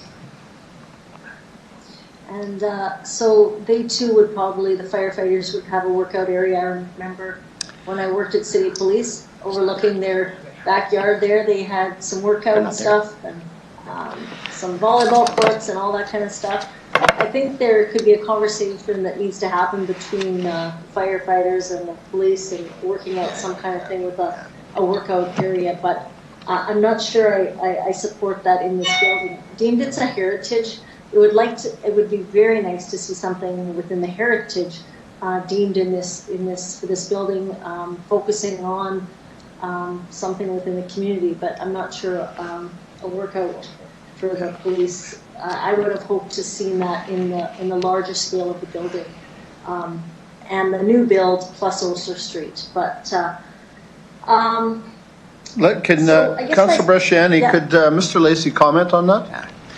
So through you, Mr. Yeah. Chair, it's called the old number 1 fire hall. So it is the old fire hall of the city, number 1 fire hall. But there actually isn't any firefighting services in that building currently. It's been converted to an office building. Right. And maybe I'll ask Ms. Howerlock. There are tenants in the building, and so it's an office building. The firefighters are not associated with that at all. Okay. That was many years ago that I worked there, so there you go. It's changed. 35, actually. That's fine. Oh, go ahead. Did someone want to comment? Councilor Bresciani, go ahead. Okay. I guess the other question I have is I'd like to see, if possible, and I would have, is expanding our pathways and bike lanes, as Councillor Stevens mentioned as well. I think that we've talked so much on council about connectivity with sidewalks, and it would have been, I think, or I want to know, was that considered at all, looking at connecting the more pathways for the city, for this connectivity through our park pathways? We've talked so much about bike lanes. Can I ask why that wasn't considered either, through the chair? At great detail, at more detail. So, through you, Mr. Chair, just maybe I make a couple of comments on this. So, there is funding for pedestrian connectivity and expanded bike lanes and pathways in the 2021 budget already. And so there are projects on the list here for MEEP funding that are in addition to what we already have in our 5-year capital plan. And so as part of finding what we believe to be a right balance in projects being brought forward, we have pedestrian connectivity of a $500,000 in expanded bike lane and pathways of $900,000 in the proposed projects before you for approval. So I think for us it was what we thought we could get accomplished, and finding what we believed was a right balance. Okay. Yeah, no, I saw that. I saw that there is the expanded. I was just, when I'm looking at the 7.5 million going to that one building, I guess I was asking that if it couldn't have been, 3 million into expansion of looking at different this connectivity and pathways. We've talked a lot about connectivity for sidewalks, especially around bus stops, so people with disability can access those. Do any of these outline that? Who wants that one? Mr. Lacey? Through you, Mr. Chair, so there is some funding in our 5-year capital plan with respect to that as well. I would also note for council that as part of the priority projects that we've put forward with respect to ICIP funding, where we'd see hopefully a federal and a provincial contribution, that connectivity to transit stops is part of that transit pool funding, where we have a list of priority projects. And so hopefully down the road we'll see some positive news from the province and the federal government that will allow us to do that work, more of that work in the future. Councillor? Thank you. Yeah, no, I understand that, but that funding is that program for connectivity from bus stops to, because some we just have grass right now. We don't have any, even a kind of a pad. That's not happening until 2021. Is that correct? Mr. Lacey? Through you, Mr. Chair, I haven't pulled out our capital plan right in front of me, but my recollection is that we do have funding in each of the next 4 years with respect to that connectivity piece that you're referring to. So there is funding in the 5-year capital plan for that. And if we can get some additional funding through ICIP, we can leverage our own funding to basically do that, do a lot more of that work. Councillor Bresciani? Okay, so I guess the last question is the outdoor rink. The construction of a new outdoor rink. can I ask more around that? Where's that? Point 7. Through you, Who wants that? Mr. Lacy? sorry, Go through you, ahead. Mr. Chair, I'll refer that question to Ms. Shaley. Ms. Shaley, go ahead. Through you, Mr. Chair. So right now there's a gap in service in the southeast area of the city with respect to outdoor rinks. And so the proposed rink is intended to fill that gap. We are planning to undertake consultation later this year, potentially late in the summer, to identify a specific location for the rink. And then our plan would be to have it in place and built for the 2021 season, winter season. Okay, great. Well, that's good news. It is absolutely needed. I think that's all I have for right now. Thank you very much. Thank you. Mr. Mayor. Thank you, Mr. Chair. I want to thank the administration for the report and also thank the province for bringing this program back. I can tell you that there are other cities and other provinces that don't have that interaction and that support by their province yet, and so this is a great help to us. So I appreciate the generous amount of money. That's $150 million for the province. That's very welcome. Thank the administration for the report, and I just wanted to speak a bit about the impact of COVID-19 and the three options that are available. And if members of council look at this, they'll see that there's a varying degree of, I'll say, allocation of resources that's used to cover off the impact of COVID-19, and also a portion of that used for actual projects. In option 1, it's 12.5 million is related to actual construction projects. Option 2, 40% of the allocation is for impact on COVID-19, 60% on projects. And then option 3 is 22 of the $30 million is allocated to new projects that were not already in our capital program. So to the administration, just provide a context of why we have this approach of 3 options and why the combinations, and then the impact of addressing the impact of the shortfall or changes through COVID-19. And specifically, does that have an impact on any of the prospects of provincial approval for these programs, these projects? Through you, Mr. Chair. Mr. Lacy? Thank you. Through you, Mr. Chair. So as I described in my opening comments, the option number 1, which is the recommended option, kind of had really 3 strategic objectives to it, or 3 prongs. One was dealing with the residential road renewal program, which really is an opportunity to address COVID-19 operating costs because that funding we had allocated to those projects through our own capital program could be reallocated. And the second component was freeing up debt room and decreasing ongoing operating costs. The other 2 options really are a 2-pronged approach, and we remove debt out of the equation. So we would continue to proceed under the other 2 options to use debt to finance the Wascana Pool renewal, which what that does then is frees up that money that would otherwise have been used on debt to either allocate more of it into what I will call new projects that aren't currently on our 2020 to 22 capital plan, or put some of that money that would have been used for debt under option number 1 to further enhance flexibility with respect to using NEAP funding to essentially fund capital projects that are currently on our capital plan, which would allow us to reallocate funding to address the impacts of COVID-19 on our operations.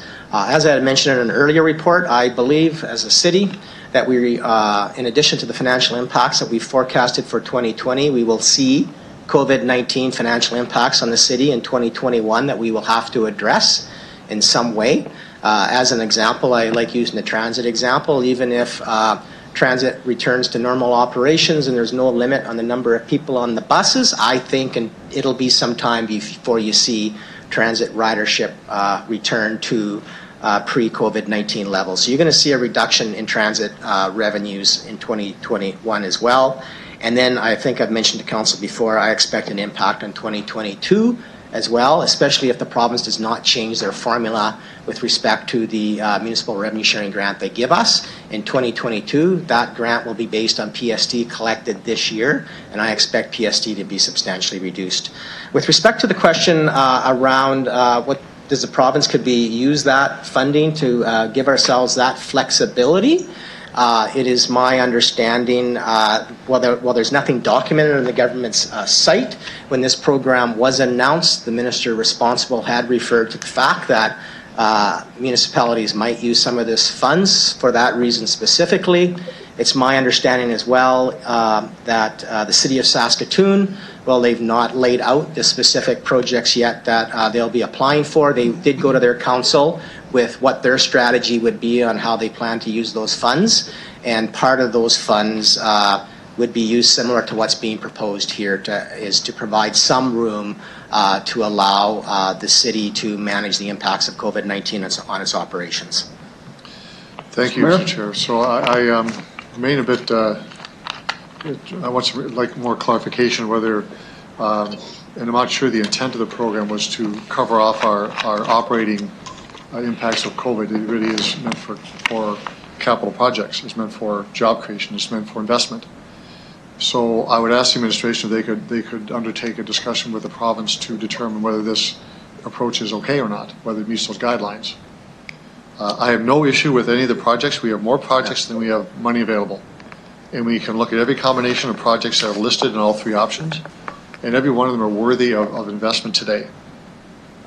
So that's not the issue for me. The issue for me is ensuring that we follow the guidelines set up by the province, that they say, yes, you can do this. You can use some of the allocation for, I'll use the phrase this way, ongoing operating costs because of COVID.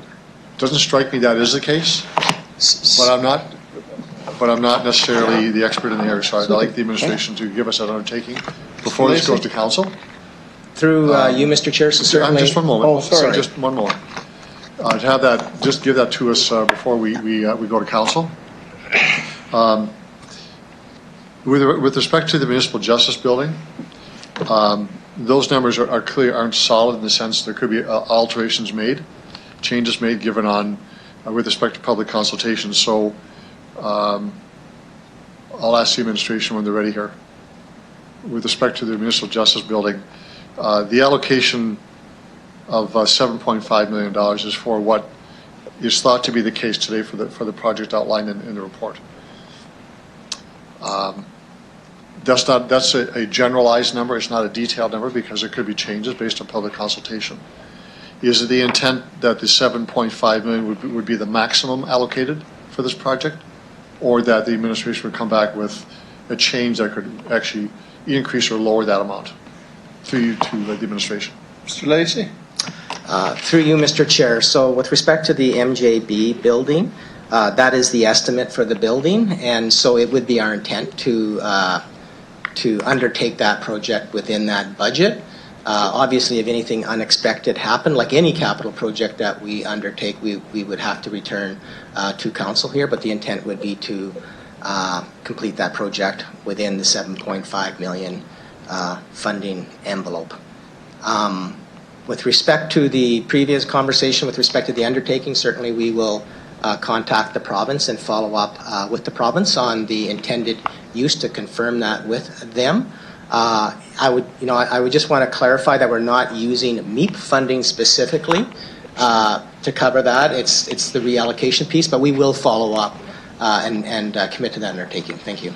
I understand that, and not to debate, simply to clarify, when we speak about $12.5 million for new projects, and the allocation we have is $30 million. We need to talk about what that is. So a clarification from the province is helpful. The last point I'll make, Mr. Chair, is one of balance. And these are all balancing based upon previous decisions by council of allocation for road renewal, for bike lanes and pedestrian connectivity, and no particular one is more or less important than the others. This hits on, but doesn't answer every need that we have in the community. So any one of the three options are satisfactory to me. But it's important that we make whole the residential renewal program, which was taken out of this year's budget and be brought back again. I think that's very important to do that. So I'll support the recommendation and look forward to the additional comments from the administration as this goes to council. Thank you. Thank you. Councillor Mancinelli.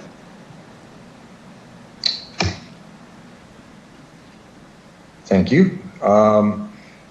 Going through the report, I just wanted to say that I really agree with the position you took in option 1 to look after Wascana Pool and free up that money for other needs. My only comment being the municipal justice building is a little bit sudden to come on here. Looking through it, the various other projects you have listed off, if I had anything to say, I would love to take the biggest bite out of this list I could.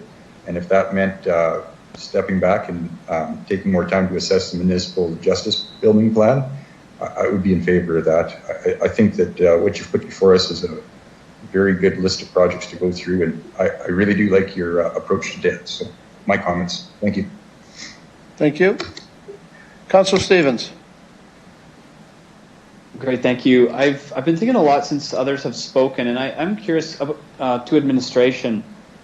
I'm still not convinced about the need for road renewal, but my question here is if there really was an interest in advancing pathways, bike lanes, multimodal forms of transportation, how would we know what is feasible?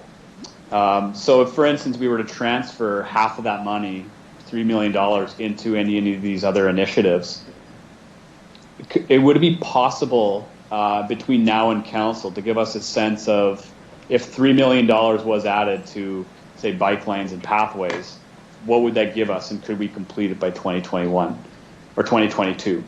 Is that something you could accomplish for an undertaking if we wanted to tinker with this? Mr. Lacey? Ms. Harlock? Mr. Chairman, yes, we could undertake to look at if we had additional funds, whether or not we'd be able to do that work within the required timeframes.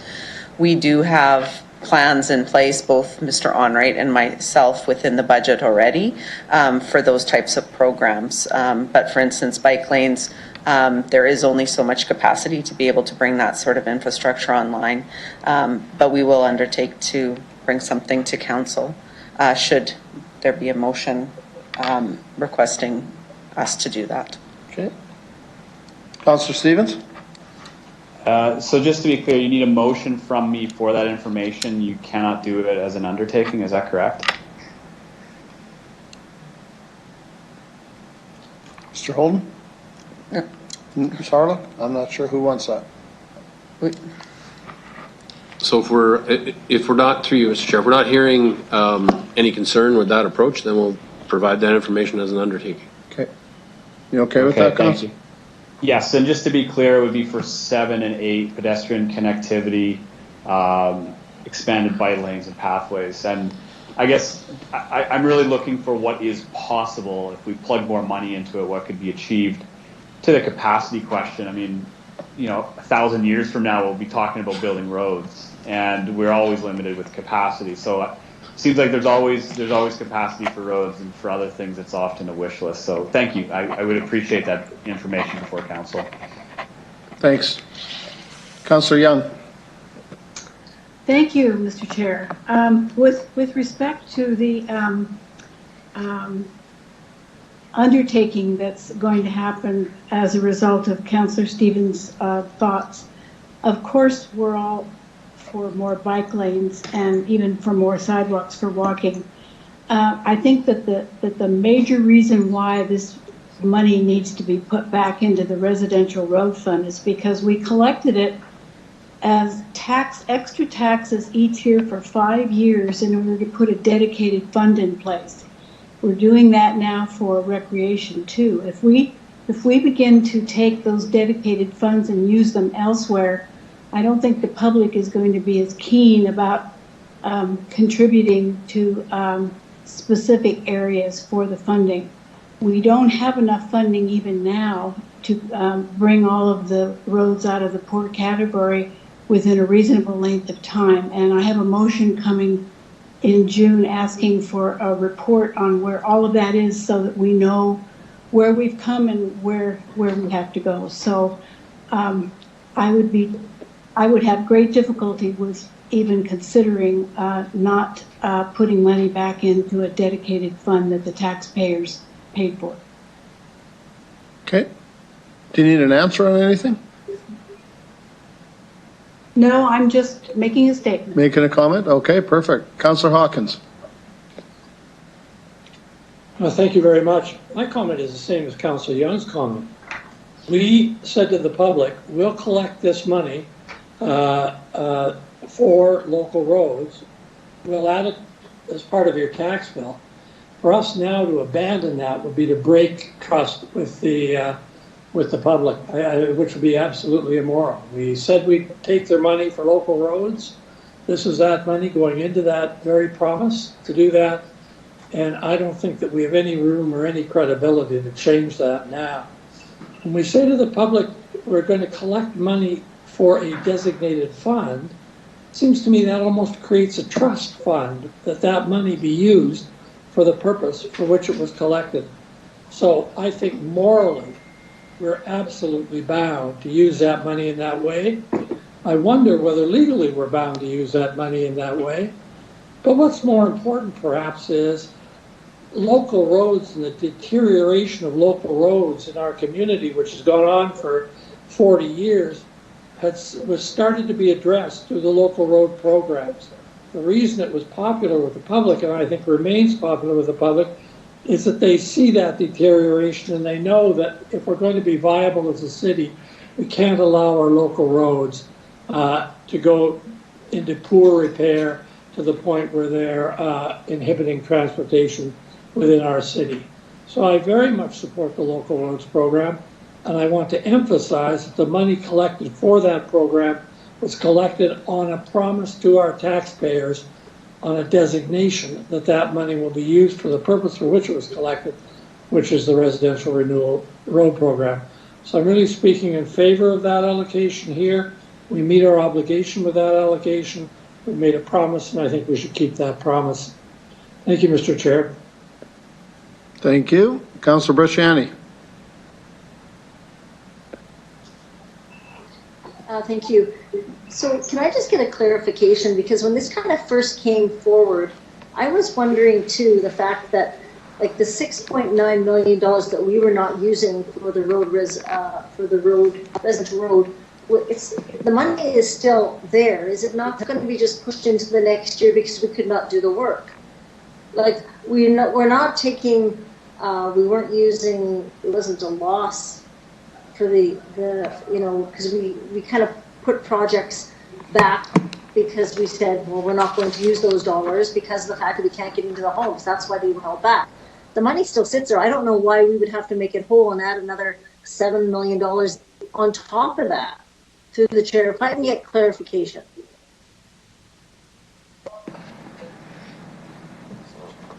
Mr. Lacey, go ahead. I was making a note here. Through you, Mr. Chair. So that is correct. The $6.4 million for those residential road renewal projects could not go ahead because of COVID-19 impacts. Specifically, it had to do with having to go into people's homes as it relates to the water work that was associated with the rebuild of those roads. However, in the same report as well, we recognized that we were going to face substantial financial impacts due to COVID-19 on city operations, and we had identified a number of actions that we were going to take to basically offset that negative financial impact. And one of those options was that we had to, that we would use that $6.4 million that comes out of our operating funding. It is through most of it's through a dedicated tax rate, but it is part of our operating funding, that we would use that funding to offset those financial impacts. And so Those recommended actions, including that use of that 6.4 million, were approved by council at that point in time.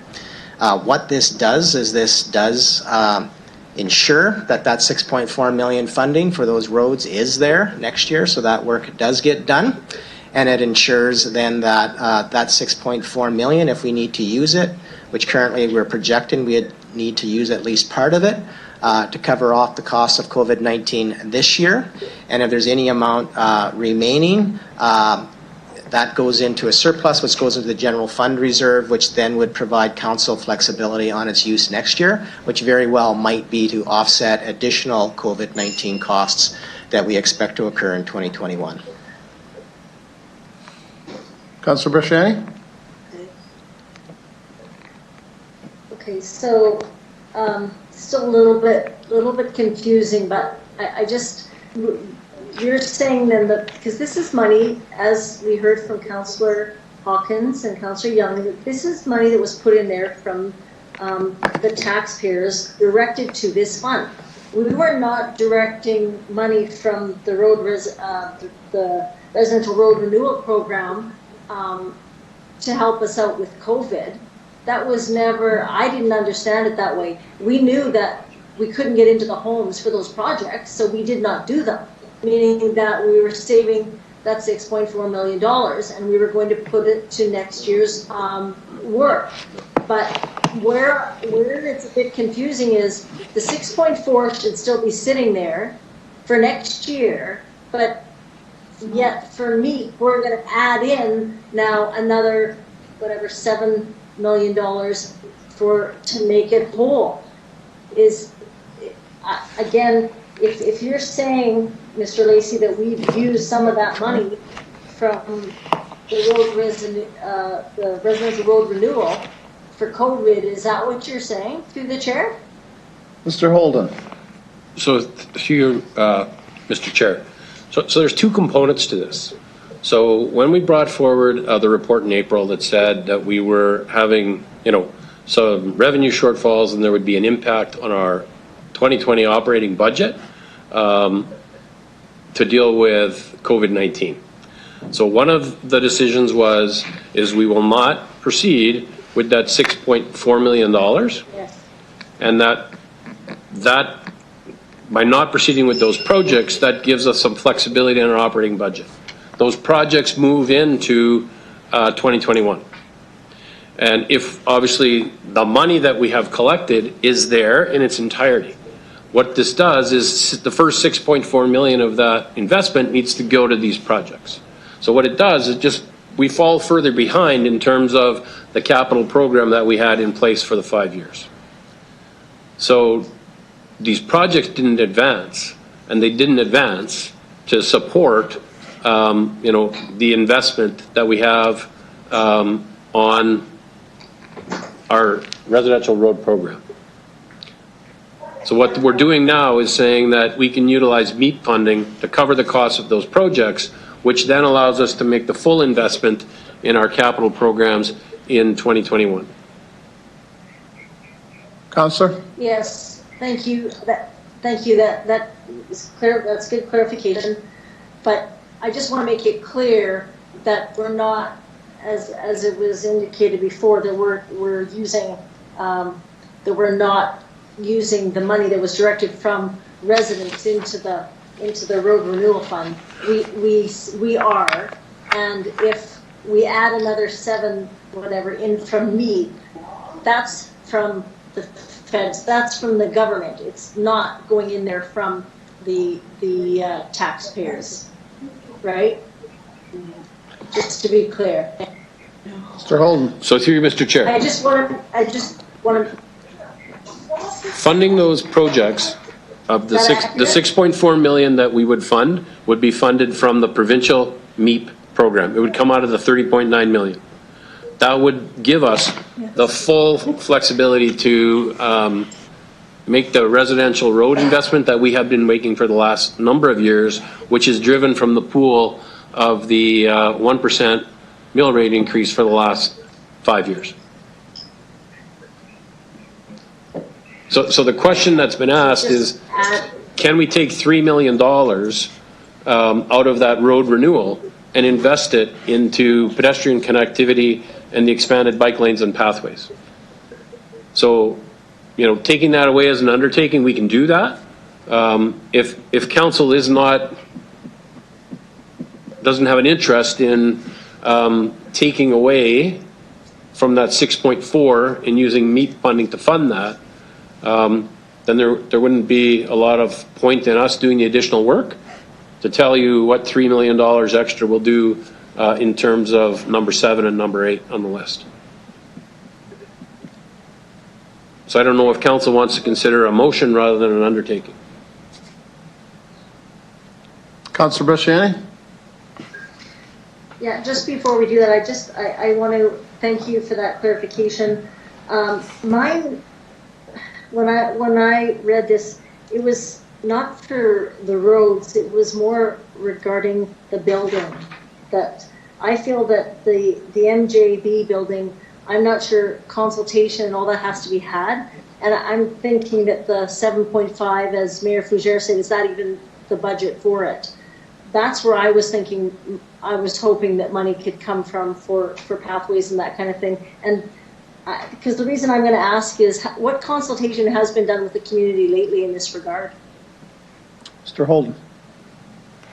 So through you, Mr. Chair. So there have been conversations, and as Ms. Horlock has indicated, some of the consultations with the community about discussions around a police headquarters before we ever bought the former STC building. There was conversations about a community center in the Heritage neighborhood. There was a discussion about a gymnasium and a shared gymnasium between the RPS and the community, and of course the additional requirement of having a fitness facility that is to be utilized solely by the RPS. So those conversations have been going on for a number of years, and that's the initial, I guess, input into why we would look at this type of facility in the MGB. So, 7.5 million, we have to be careful when we bring these types of projects forward. So we're getting $30.9 million. If we put $30.9 million worth of projects and only spend 25, we'll be returning money to the provincial government. So it's going to be very important that our cost estimates are as accurate as possible, so that when we put our applications in, we can leverage the 30.9 in its entirety. So there's an opportunity to further engage with the community. We may hear something that's different than what they've been expressing interest in over the last 5+ years, or we may just hear that they want to really have an opportunity, and now that there's dedicated funds, see this program or see this project accelerate, because this would need to be completed by March of 31st of 2022. Okay. The only other comment I would make is if you look to take funding away from the municipal justice building, so if the $3 million, if you take it out of the municipal justice building and redirect that to pathways and connectivity, what you're basically saying is you don't want the municipal justice building to proceed, because it will not proceed for $4.5 million. We know that there's a fair amount of money that we would need to invest just to bring that building back online in terms of making sure that it meets modern building code and standards, and we need to do that because obviously it's a heritage building. Right. Okay. Councillor Bresciani?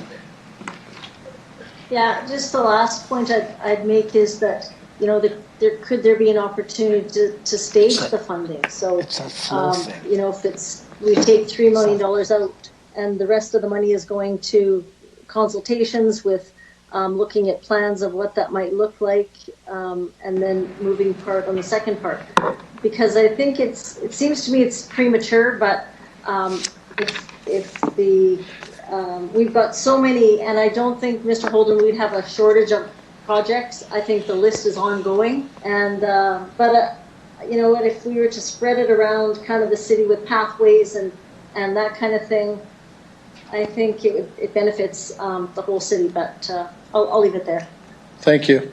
We've got a mandatory break to take at 4:15, and we have an option. We could take the break now, finish this report, or finish this report and then take the break? Do we want to keep the flow going on this report and finish it, and or stop now? And It's at the call of the chair, I think. you guys are good with that? Then I would say let's finish the report and we'll stop after this one.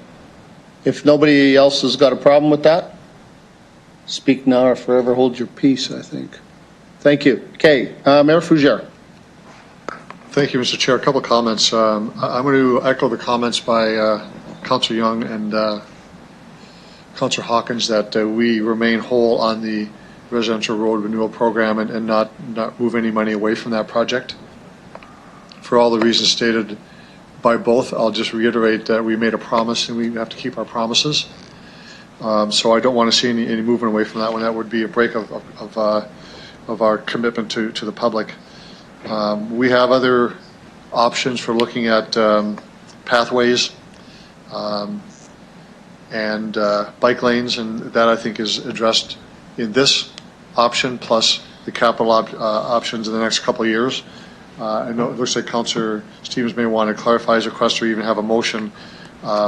We can look at what that might look like, but I'm not prepared to make any changes, and I don't necessarily feel comfortable about altering recommendations on the floor of council of moving money from one pile to another, one pocket to another. So I'll accept the recommendations in its entirety, but I want to stress that that I don't want to see any derivation away from the renewal program for our streets.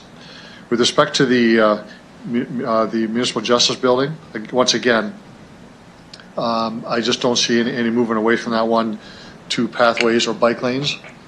I heard the administration say that the cap on this is $7.5 million and that there will be public consultation to see what the combination looks like.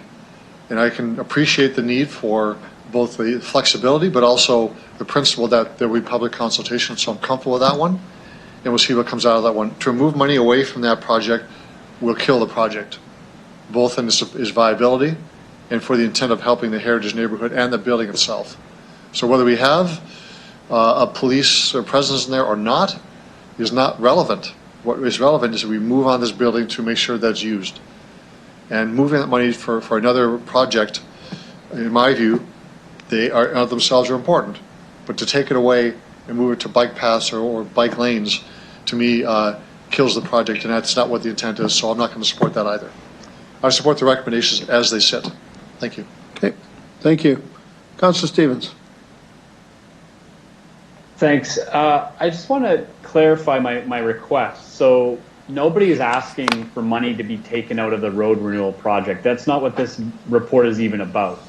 This is a wish list that we're sending to the provincial government, and part of that wish list includes making whole the road renewal budget line and projects which we deferred, and we used that money already to help get us through COVID. All I was asking for would be, if I wanted to alter the sum total, so of the $30 million, and I wanted to see more money being requested for certain projects over others, I just wanted to know if that was possible. And, you know, and if it could be done. So in other words, if we pump money into pathways, as an example, or bike lanes, here's what would be technically feasible to conclude in 2022. I understand we don't want to start tinkering with dollar signs at council. I just want more options. This is a wish list administration put forward. I approve as a whole. I'm just questioning if we took money from roads, what would be the implication, but we'd have to make it whole some other way. That's all I was asking for, just to have a better understanding if we could actually divert money from one ask into another. And to administration, am I misunderstanding the approach? And is my request for information a bit more clear? Mr. Holden? So through you, Mr. Chair, I'd just like to clarify, this isn't a wish list. This is the list of applications that we will submit by July 17th to spend $30.92 million. So I understand there's an interest in potentially looking at more investment in pedestrian connectivity and expanded bike lanes. So I think, you know, the undertaking makes sense for us to bring council, and whether it's, by the June meeting, or whether it's just another report that we bring back that says, we currently have a 5-year capital program that makes investments in pedestrian connectivity and bike lanes. We also have some future ICIP funding that we're requesting on the transit connectivity piece. And what would that program look like? Because I'm not sure council fully has a picture of what that would all look like and what that would accomplish over the next 5 years. If you want us to take a look at what's the maximum amount of work we can undertake in terms of advancing that program before March 31st of 2022, I guess that's the information that Ms. Harlech says we could put together. But if we wanted to increase the amount of funding in 7 and 8, then we would definitely have to move some other funding from one of these other projects, or take a project on the list, off the list in its entirety. Perfect. Councillor Stevens? Okay. I'm willing to just drop it because I want the money, but I think the signal here is not everybody's happy with the list, and I get that, and not everybody's happy with just sinking money into roads. So what you're asking for, Mr. Holden, is if I want to know what that 5-year capital plan would look like, that would be the time to put. I don't want to attach it to this report, frankly. So Okay. I'll leave it to administration to figure out when that would be appropriate, considering when we move into budget. I'll leave it there. Councillor Young? Thank you, Mr. Chair. I just wanted to share a little bit of information. When the Heritage Community Association chair came to Planning Commission when we were talking about closing Osler Street, and we talked about, she brought up the Justice Building and said that it was really needed for community meetings and perhaps a gym and other things that were mentioned. And I remember when we looked at the Community Association funding in the downtown areas like North Central, Cathedral, and Heritage, they do a great deal of community programming for their clients, much more so than other parts of the city. And so I think we raise the amount we give them, but I think having a place to do programming is really critical for those areas. So that's one other reason why it would be good to try to put that hall into action. Thank you. Thank you. Nobody else? Okay, I got a couple of things I want to just throw out here. Was the Justice Building not on the wrecking ball like a while ago? Weren't they looking at decommissioning and knocking it down? Take that. Ms. Harlech. Through you, Mr. Chairman. So it has been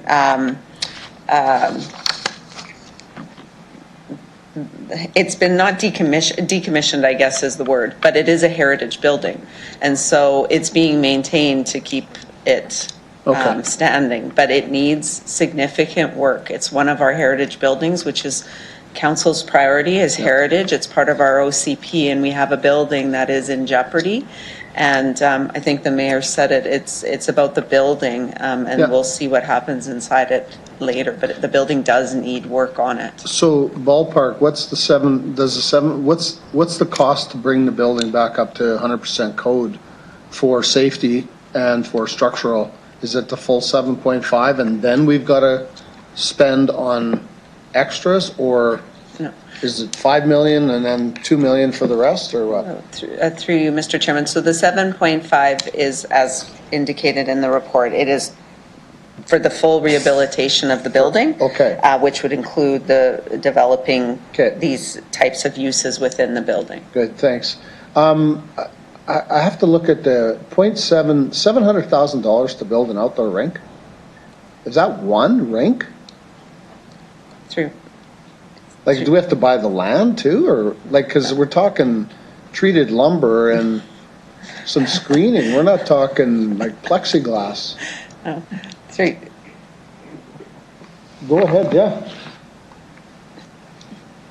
So through you, Mr. Chair, I mean, the $700,000 is to build, an outdoor surface. We've made fairly significant investments in our boarded sites that we have throughout the city. So this is doing a structured base, right? Putting boards in, putting lights in.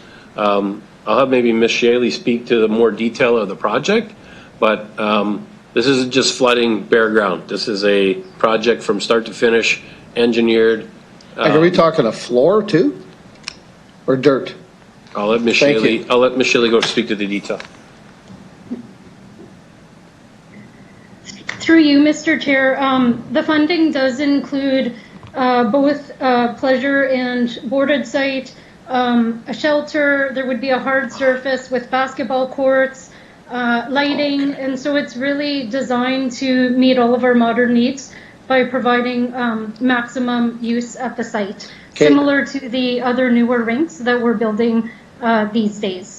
That makes more sense when you add in all the other stuff. But because, Michelle, you and I have had the conversation regarding just getting an ice pad in Lake Ridge Edition for like 20 grand. And it's kind of tough to get that. And then I'm seeing 700,000 for a rink boards. But that's all I'm still looking at. And I hope we can still work with that and you and Ms. Derdich. Okay, that one I've got. I'm good with that. The other one is, where are we at? What's the next steps to Wascana Pool? I'm a little confused as to what's the next date that it's going to come back to us, or we're going to hear more about it, or where are we at with that? Mr. Lacey? Mr. Holden? So here, Mr. Chair. So obviously Wascana Pool, I know that it's got a bit of attention as of late. There are people that are concerned with the design that has been put forward. We're building a community facility in the park. There's been lots of consultation. So the designs that have been shared in terms of what we have shared at committee, it went to Executive Committee. We shared the concept drawings in terms of a pool that we felt met the needs of the community and the overall input in terms of what residents wanted to see. So it had a 10-lane, 25-meter lap area. It had a zero depth entry. It had a diving area. So that's the conversation that we've had in terms of there has been engagement with the community. We have shared those drawings with council, and we're now moving forward with that project. So, we won't be bringing the final design back to council. We will now proceed with final drawings, tendering of the project and construction. Okay, because I just saw on here it says design and construction. So design tells me that there's still options, but I guess not. The design that you've approved is going forward.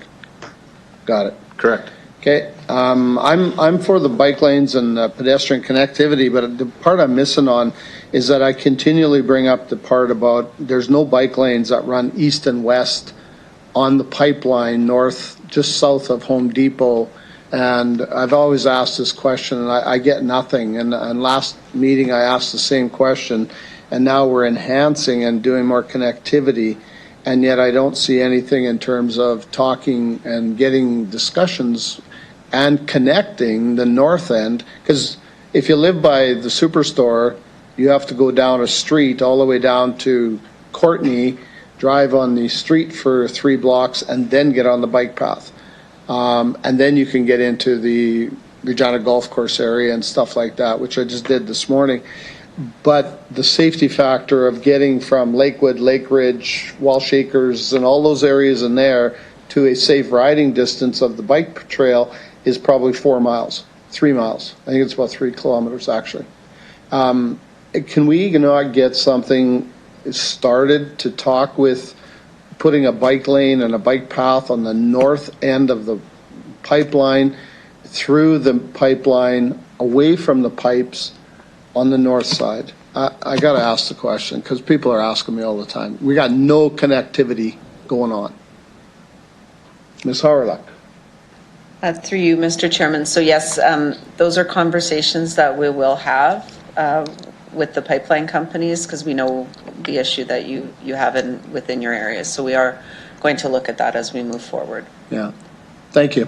Okay, and it's not just my area. It's O'Donnell, it's Mancinelli, it's as well. So And I just wanted to thank you for that. So I'll leave the rest of that. I'm pretty good with the whole thing.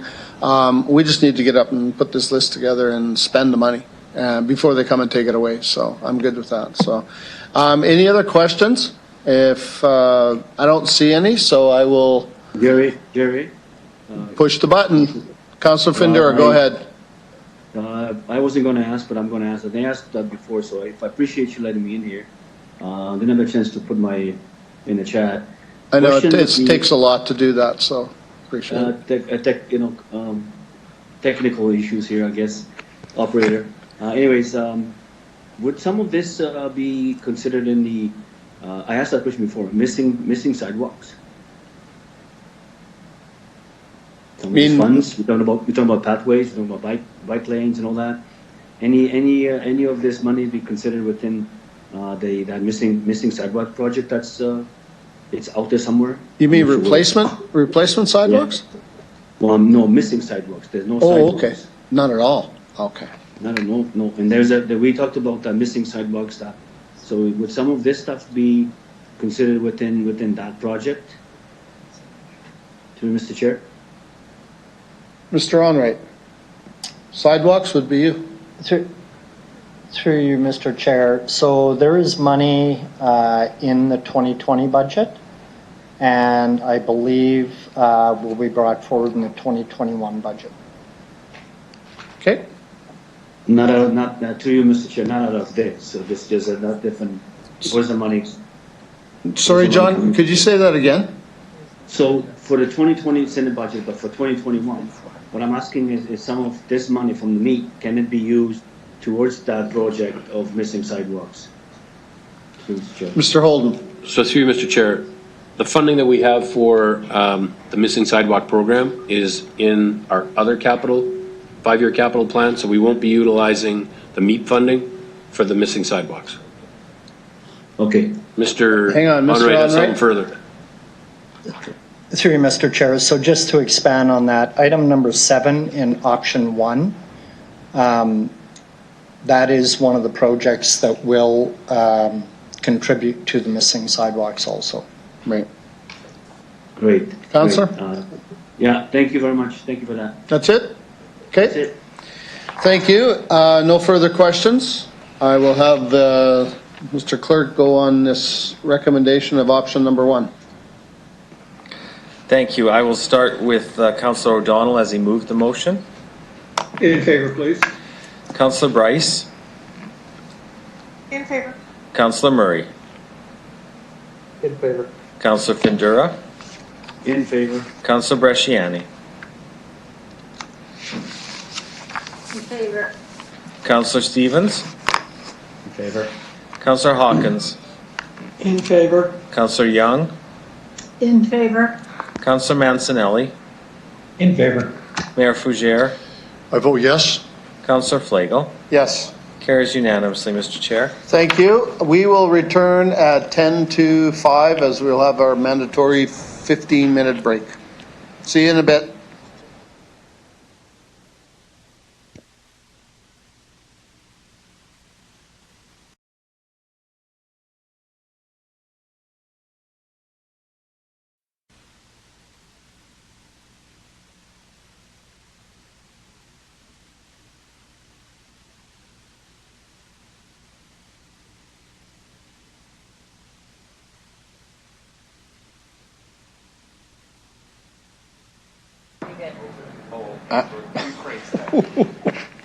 Okay, I'm just wait.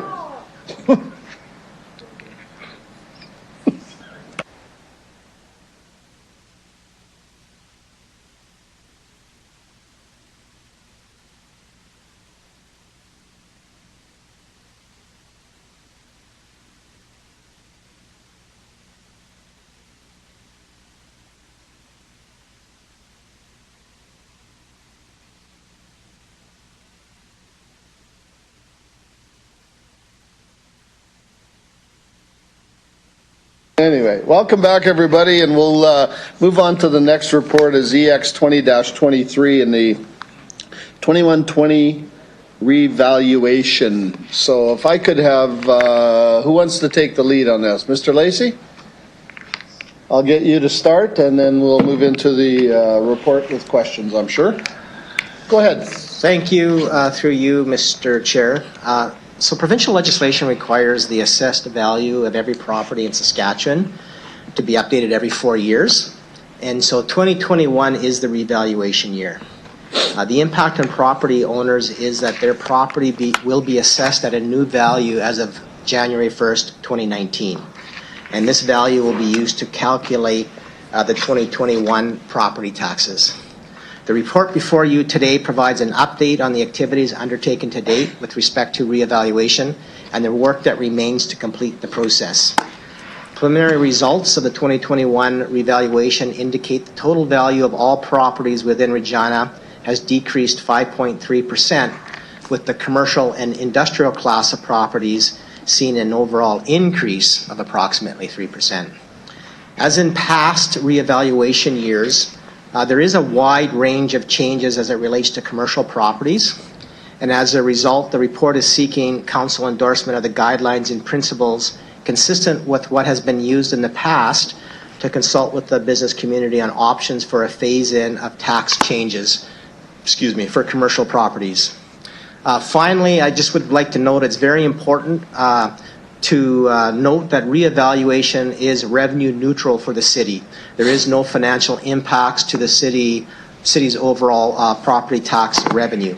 The property tax system is the mechanism used to fairly distribute the property tax levy to all property owners. The result being that in a revaluation year, increases or decreases due to revaluation do not necessarily mean an increase or decrease in a property tax for an individual property. Thank you. Perfect, thank you. Any questions of council? And also the first person to be the mover. Thank you very much.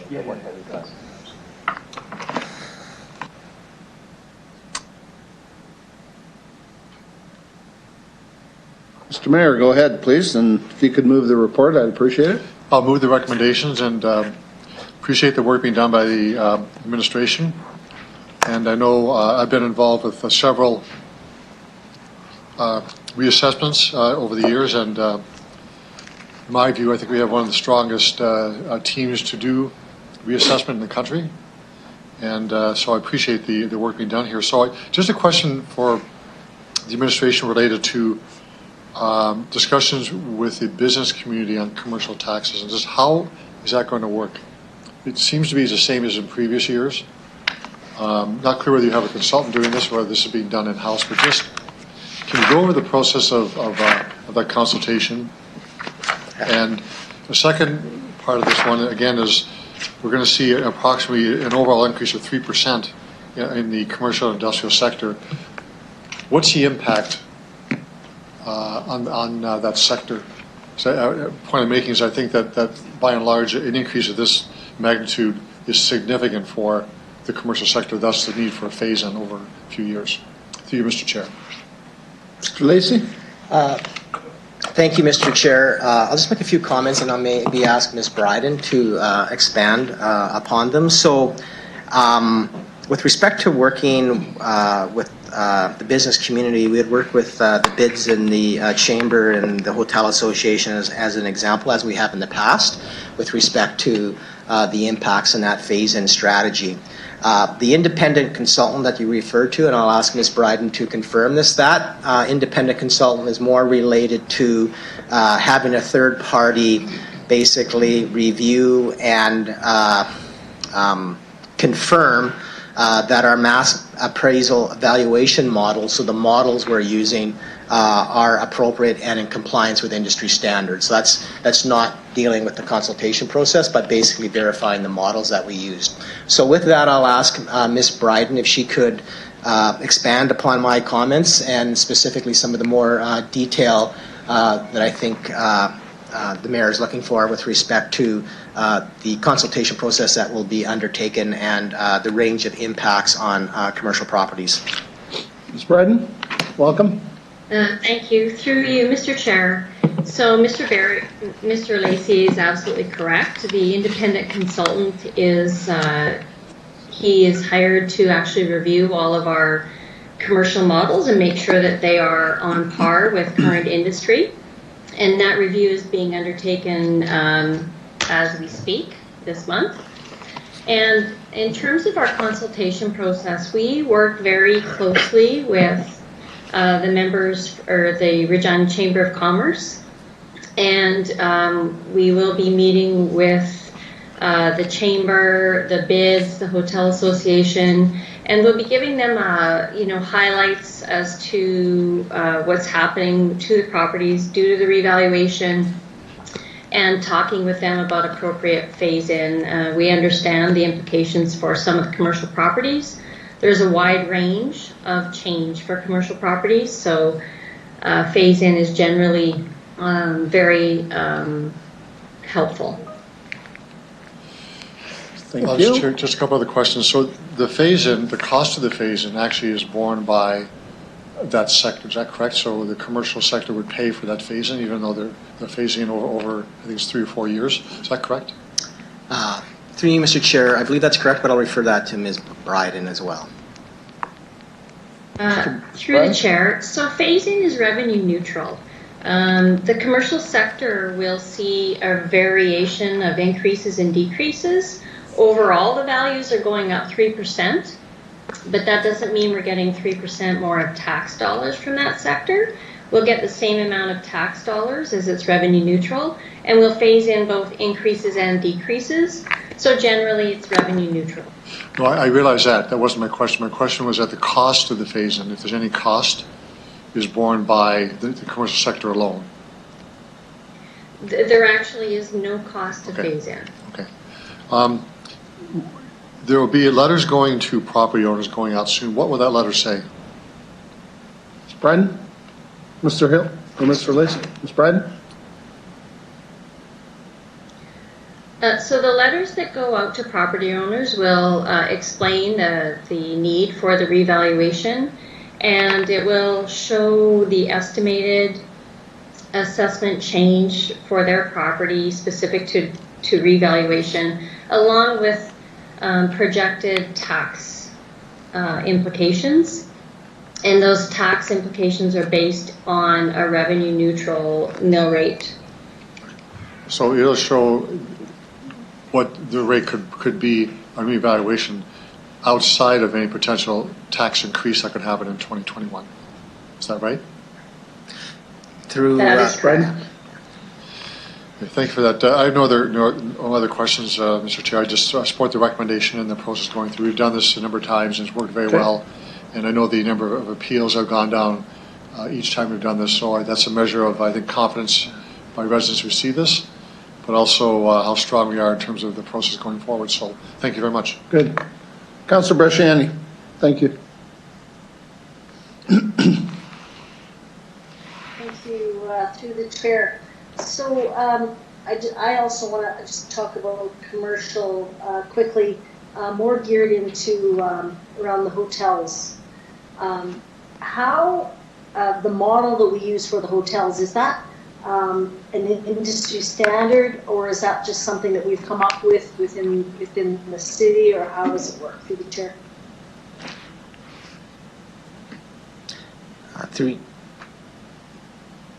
Through you, Mr. Chair, I'll refer that to Ms. Bryden. Ms. Bryden? Through the chair, I'll provide a brief answer, and then I'll probably refer that to our city assessor.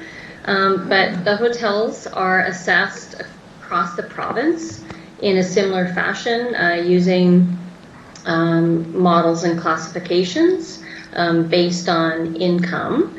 And I'll just pass that on to Steve, who is our city assessor. Mr. Ward.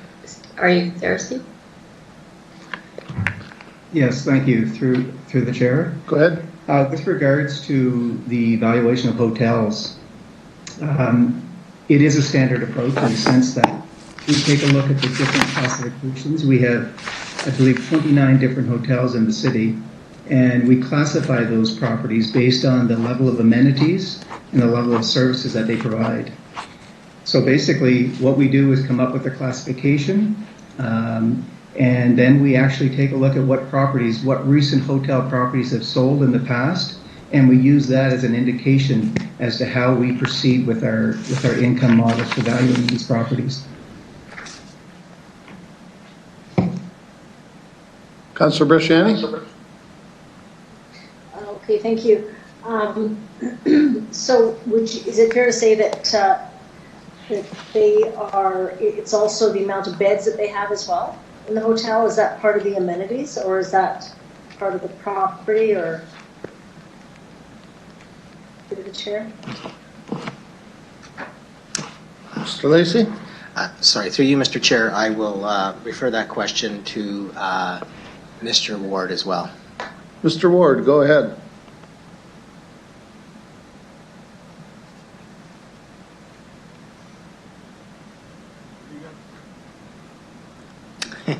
Mr. Ward? Ms. Bryden?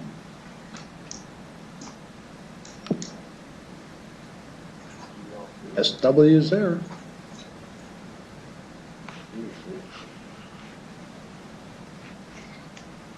I can come back to that question. Ms. Bryden, do you have an answer for that question, or do you want to repeat it?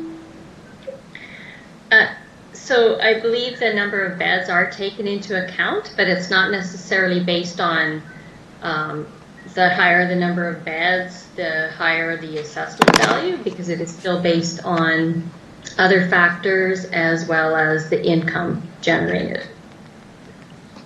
I don't know if Mr. Ward is available now, if he could add more to that or not.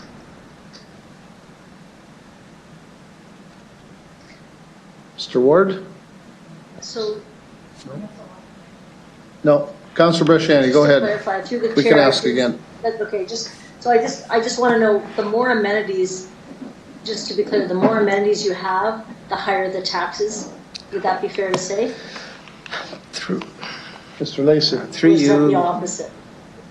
through you, Mr. Chair. So I will start, and then once again, I'll refer it to Ms. Bryden or Mr. Ward. So the type of amenities you have as a hotel operator will influence what class you're in. So through this evaluation process, it's my understanding you try to compare apples to apples. So the best example I could use is you could have perhaps a hotel where the only amenities they have is they're just a hotel. There may not be a restaurant there, there's no pool there, there's no convention facilities, it's just a hotel.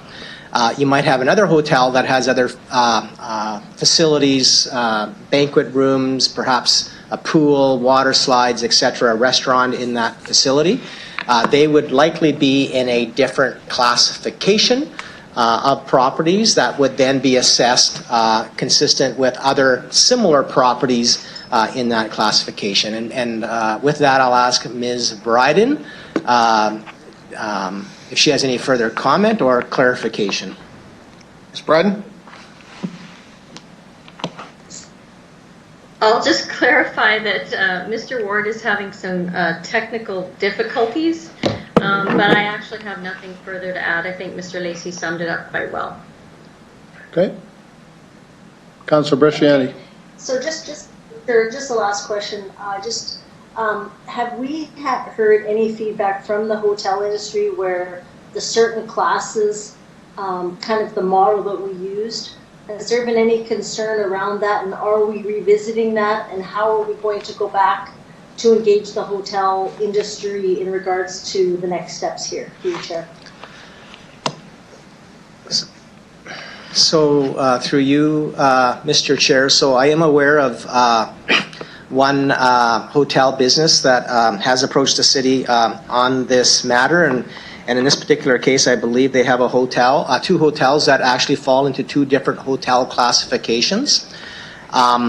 So we will be following up with that business I do want to reiterate that the models that we use and the classifications we use for the different types of hotels based on amenities is my understanding is consistent with industry practice and is consistent with how those type of businesses are evaluated in other municipalities. Councilor Brashani? Okay, yeah, I'll leave it there. My question though was also, how will we be going back to the hotel association with all of the hotel, I guess, for feedback on this model? To the chair. So through you,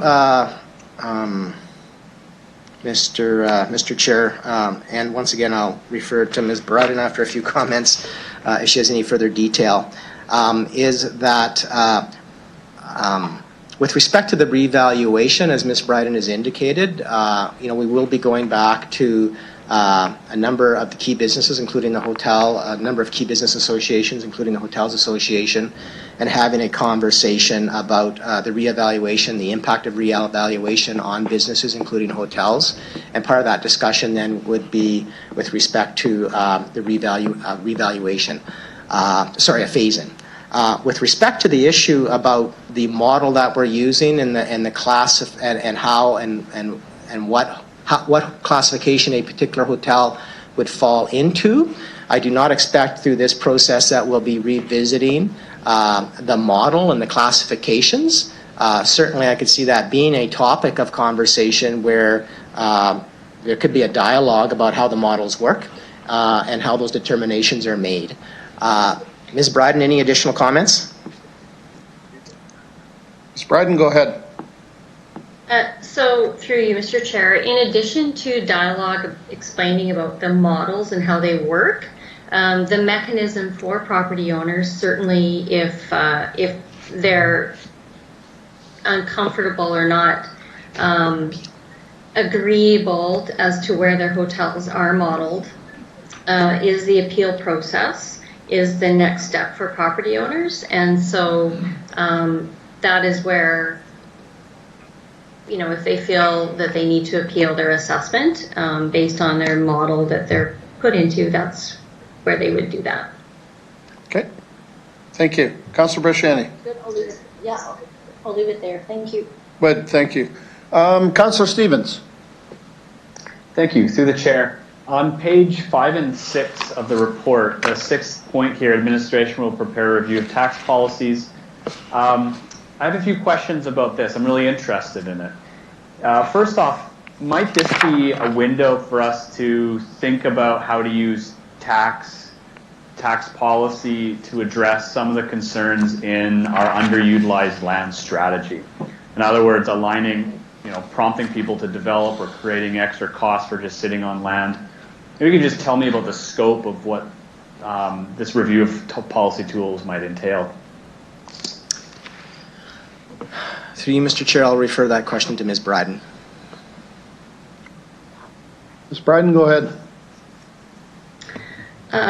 Through you, Mr. Chair. So at the time when we do this review with council, we'll bring forward the impacts of different tax tools and tax policies that are available for council, and certainly if there is a specific direction around targeting certain areas or certain properties to increase tax and to align with some of our goals, that is possible at this time as well, yes.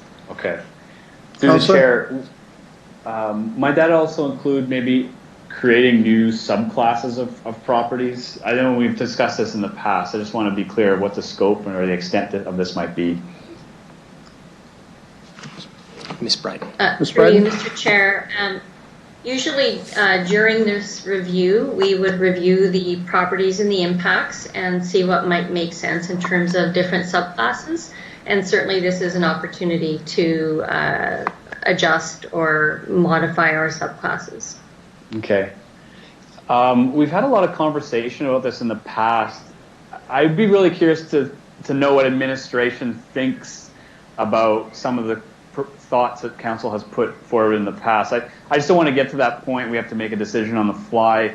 do you require additional direction in terms of what council is looking for in this review? Ms. Bryden? Through you, Mr. Chair, I think some of that would be helpful. So there's many different options that can happen through the property tax tools. So if we knew specifically some thoughts that you had, that might be helpful to bring information back. Sure. So first off, whether or not we can, I'm trying to think of the right word here, if we can use large commercial ratepayers, or sorry, let's meet my thoughts together. If we can distinguish between a Costco and a Walmart and a small business, I'm not getting the words right, but I hope that makes sense. So can we create, or is there room to create different subclasses around the scale of that business? You'd mentioned income as a variable when we talked about the hotels. Well, I'm wondering if we can do that with other commercial ratepayers in particular. For instance, if I look at the 2019 annual report, some of the top 10 taxpayers in this city are incredibly profitable. So does it make sense that we would have them in the same mill rate category as like a small business? So I'm just wondering if we can toy around with the scale of the enterprise itself. The other concern, I had hinted at this, was if we can actually use tax policy to create disincentives to just sit on parcels of land that might be used for speculation and investment rather than actually developing it into something meaningful. And I'm really curious about the mention of the base tax formulation here. So just to be clear, administration will come back with some outline of what moving towards a base tax would mean. Is that correct? Through you, Mr. Chair. So we would certainly come back with some examples of how the impacts of base tax. Okay. And that would be for, is this isolated to residential, or are you doing it for commercial and residential? Spread? Base tax can be applied in a variety of different ways. So we could, I think we could come back with some information possibly on both options. It depends what we're trying to achieve with the base tax. Okay. Another factor to consider would be whether or not we can actually isolate and identify parking lots as something to tax. And again, this kind of goes back to the underutilized land. So if we can start creating different categories of land use and how we might tax them. I would like to see different groups involved in this conversation. So whenever we talk about commercial property taxes, we always go out and find lobby groups that we talk to. Nobody really does the same for residential ratepayers. So that, you know, if we're thinking about different tools or the whole process itself down the road, that might be something to consider. I would also be very curious if, you know, when we see the sustainable or renewable Regina framework, if we can start creating different tax brackets and categories when it comes to, for instance, someone who's setting up a solar farm. Is that something that we could look at through the lens of taxation? Could there be incentives through taxation to actually put that kind of infrastructure in place? Yeah, so any ways of using the tax levers to incentivize or to address the renewable objectives would be helpful. Mr. Lacey. Through you, Mr. Chair, maybe to add to this conversation and perhaps to get further clarity on this piece. Revaluation is my understanding, my first time through it here at the city, but revaluation is kind of focusing on, as Ms. Bradden has spoken to previously, about net neutrality of the property tax collected in each kind of individual property tax category. And so within that, you can use some tax policy tools as part of revaluation, is my understanding, to perhaps address some issues within that class. But but the reevaluation process is not used typically to increase revenues, for example, overall, or to significantly result in perhaps shifts in property tax collected from the various tax classes. And so,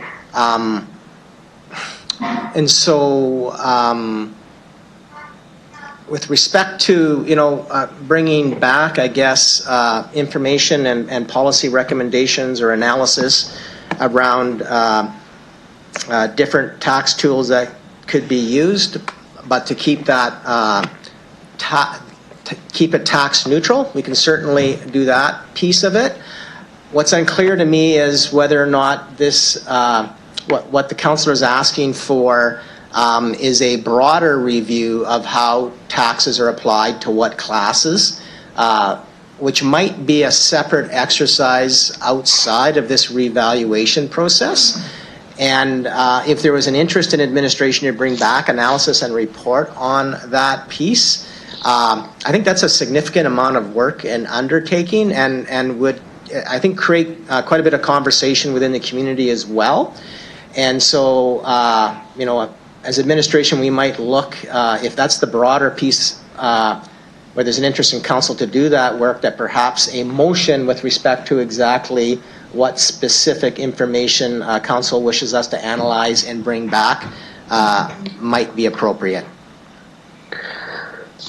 Okay, thank you, Mr. Lacey. I don't want us to get distracted because this is about reevaluation. So of those points I mentioned, I would defer to administration to put it in this review of the revaluation if it's appropriate. But I would like to move that motion about a broader review of the tax policy, and that we would see a report in. I'd be comfortable with Q2 of 2021 if that's enough time. Mr. Lacey? Thank you. Through you, Mr. Chair, I might ask Ms. Bryden about the timeline and whether or not that's doable within the normal reevaluation process and then this additional work. I think she'd be better positioned to give us a sense of that. Thank you. Ms. Bryden. Thank you, Mr. Lacey. Through you, Mr. Chair, I think Q2 of 2021 would be fairly. I think Q3 might be better. The timing of the revaluation creates a lot of work for the team. So I think just to have enough resources to deliver on this chunk of work, I think Q3 would be better. Yep, I'm happy to push it back, and I'd be happy with Q4. That would bring us into the next budget cycle. But if you're happy with Q3, I'll leave it at that. Okay. Thank you. You're good? Yes. Councillor Young. Thank you, Mr. Chair. So I would like to go back to the hotel model because several of us have been approached, and it's important that we understand that model. And I have some information from Councillor Bresciani's question. But what is not clear to me is there are smaller hotels that don't have any or very few amenities. Yeah. And there are larger hotels that have banquet rooms, restaurants, and many amenities. Are they assessed differently? Do the larger hotels get a better advantage on taxes than the smaller hotels without amenities? Ms. Bryden.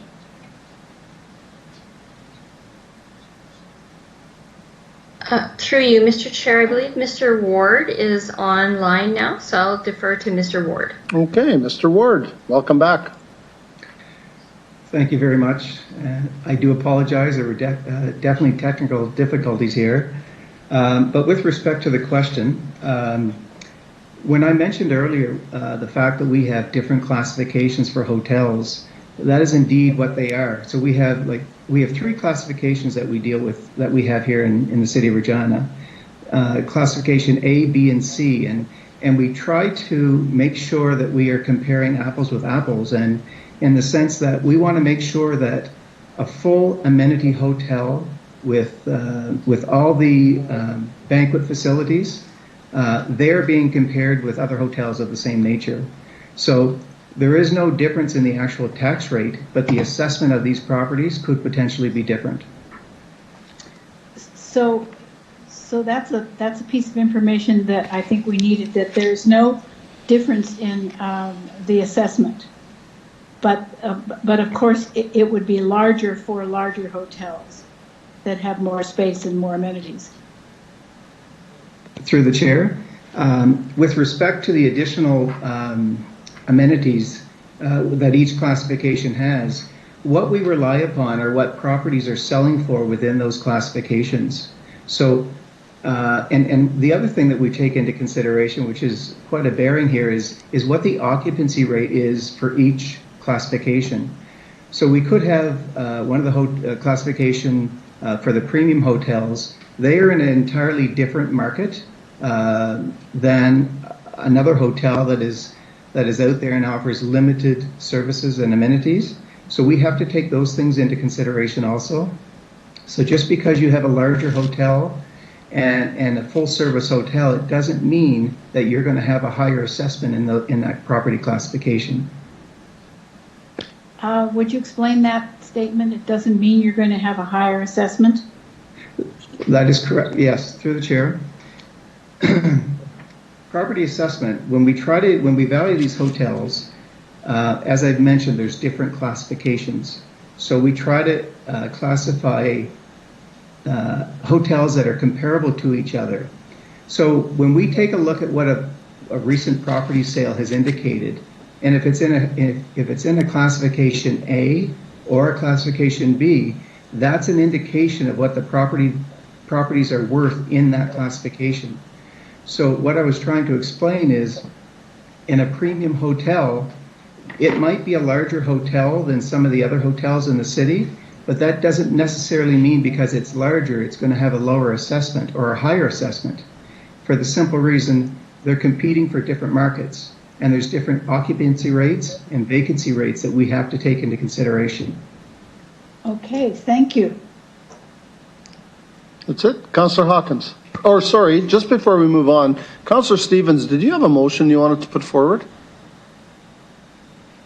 Yes, it was an amendment, and it was basically to, by Q3, have administration return to council or executive committee with a report on tax options and tax policy. Okay.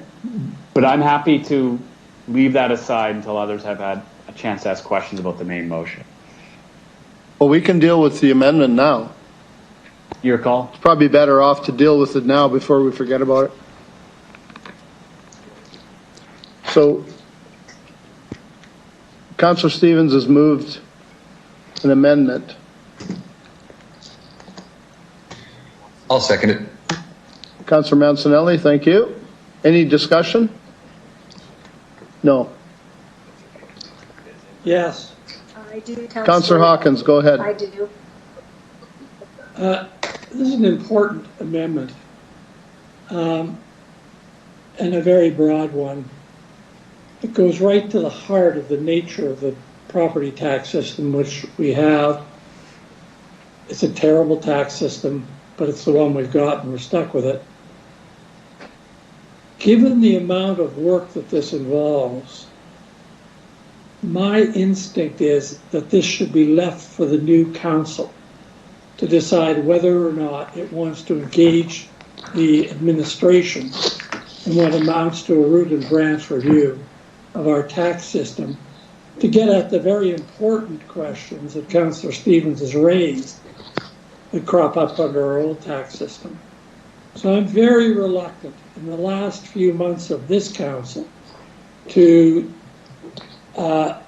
shape this kind of broad review of our tax system that the motion, albeit very important and worthy, would require. My instinct is it should be left to the next council to decide whether it wants to go down this road. And for that reason and that reason only, I'm not going to support it. Okay, thank you. Councillor Bresciani? Thank you, through the chair. So just for Councillor Stevens, I just want to be sure that, so this will include options like a base tax. Is that accurate? Councillor Stevens? Talked about? Sorry, I wasn't sure if that was for me. Sorry, Councillor Bresciani, you were breaking up sorry. again. Okay, sorry, Councillor Stevens. So this is like what you talked about. So this would include a option for a base tax. Is that right? Well, I think I did leave it up to administration's discretion to figure out what this would include, but yes, I had referenced base tax, and it was indicated in the report that that was something that would be considered in the reevaluation. So that would be one of many considerations. Okay, that is one that I would be interested in, as well as I know Saskatoon also does something for seniors, and if that could be somehow in the report, if it's a sub, but it would be interesting to know kind of what other cities do for even a smaller discount for seniors. I'm fine with that. The reason I would support this now is because once the report comes forward, we've got all the information. At that time, once we've got it, we can then say, okay, we think that this is something that the next council should determine. These are the recommendations. I would support this now because this has been something that we've been talking for 4 years. So right. I would absolutely support this amendment. Thank you. That's all I have. Mr. Mayor, on the amendment?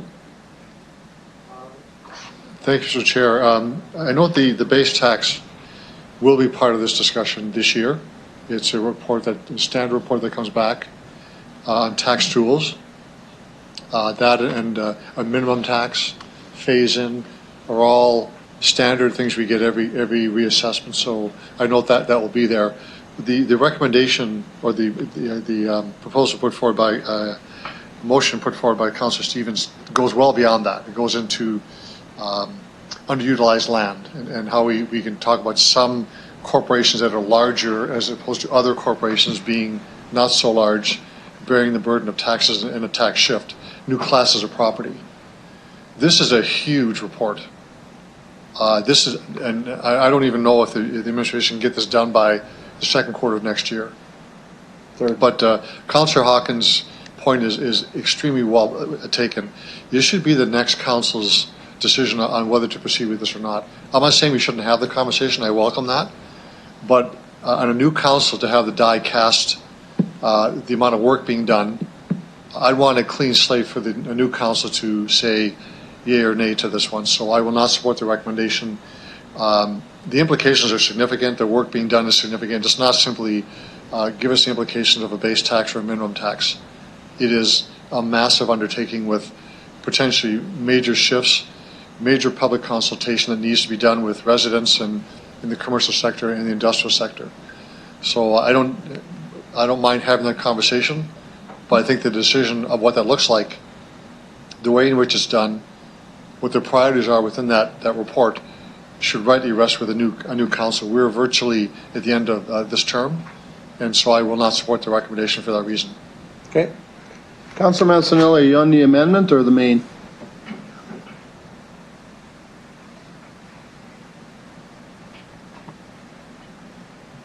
Councillor Mancinelli? Sorry. Are you on the main motion or the amendment? On the amendment. Okay, go ahead. If I remember right, it's for information coming back pertaining to what was discussed in quarter 3 of 2021. Yes. That's correct? Yes. Okay, so the better part of 4 years trying to have this discussion, we haven't recalibrated our taxes to any extent in decades. And more to the point now, more than ever, in light of what's happened in our country and our city during the pandemic, the changes that people are talking about throughout our society, to be thinking and on the leading edge on how we control our revenues coming through this and to start putting the planning in now when it's most necessary. I think this is timely. And as I said previously, the discussion's been coming for 4 years without coming to fruition. The same will start up at the next council. Now's as good a time as any, and in light of the pandemic, probably the best. My 2 bits. Okay, Thank you. Anybody else on the amendment? Okay, I will ask for a vote from the clerk on the amendment only to Q3 of 2021 for a report to come back on Councillor Stevens' motion. Thank you, Mr. Chair. I will start with you, Councillor Stevens, as the mover of the amendment. Yes.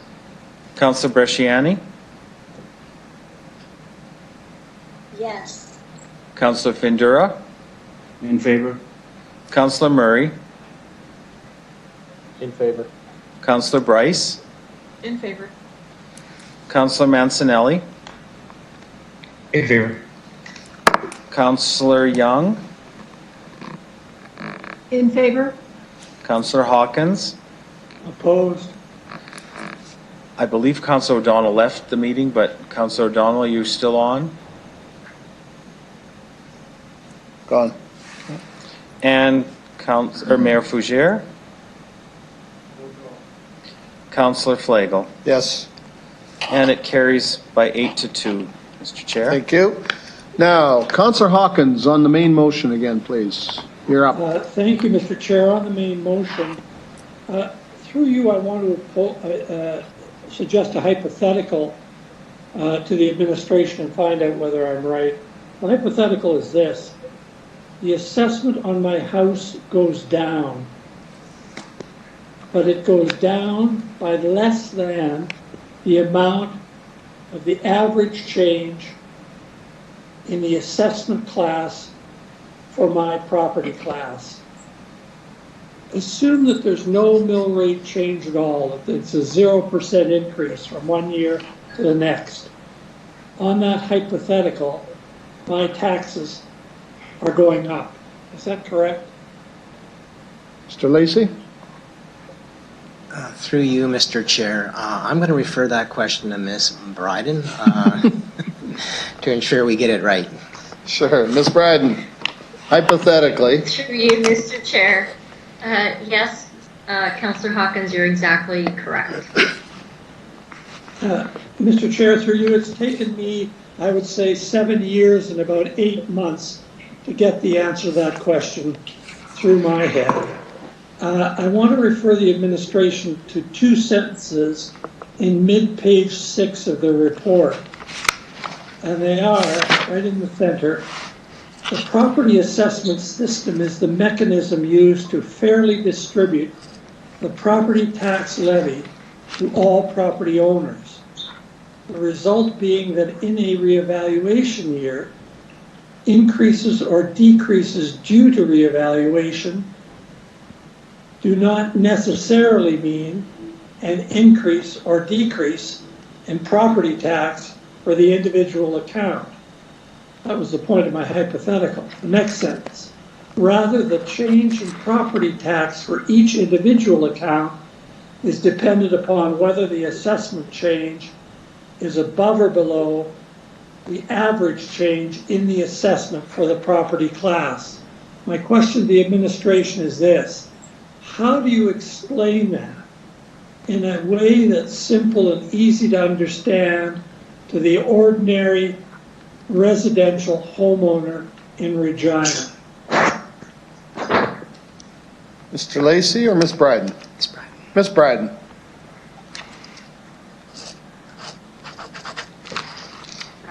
Through you, Mr. Chair.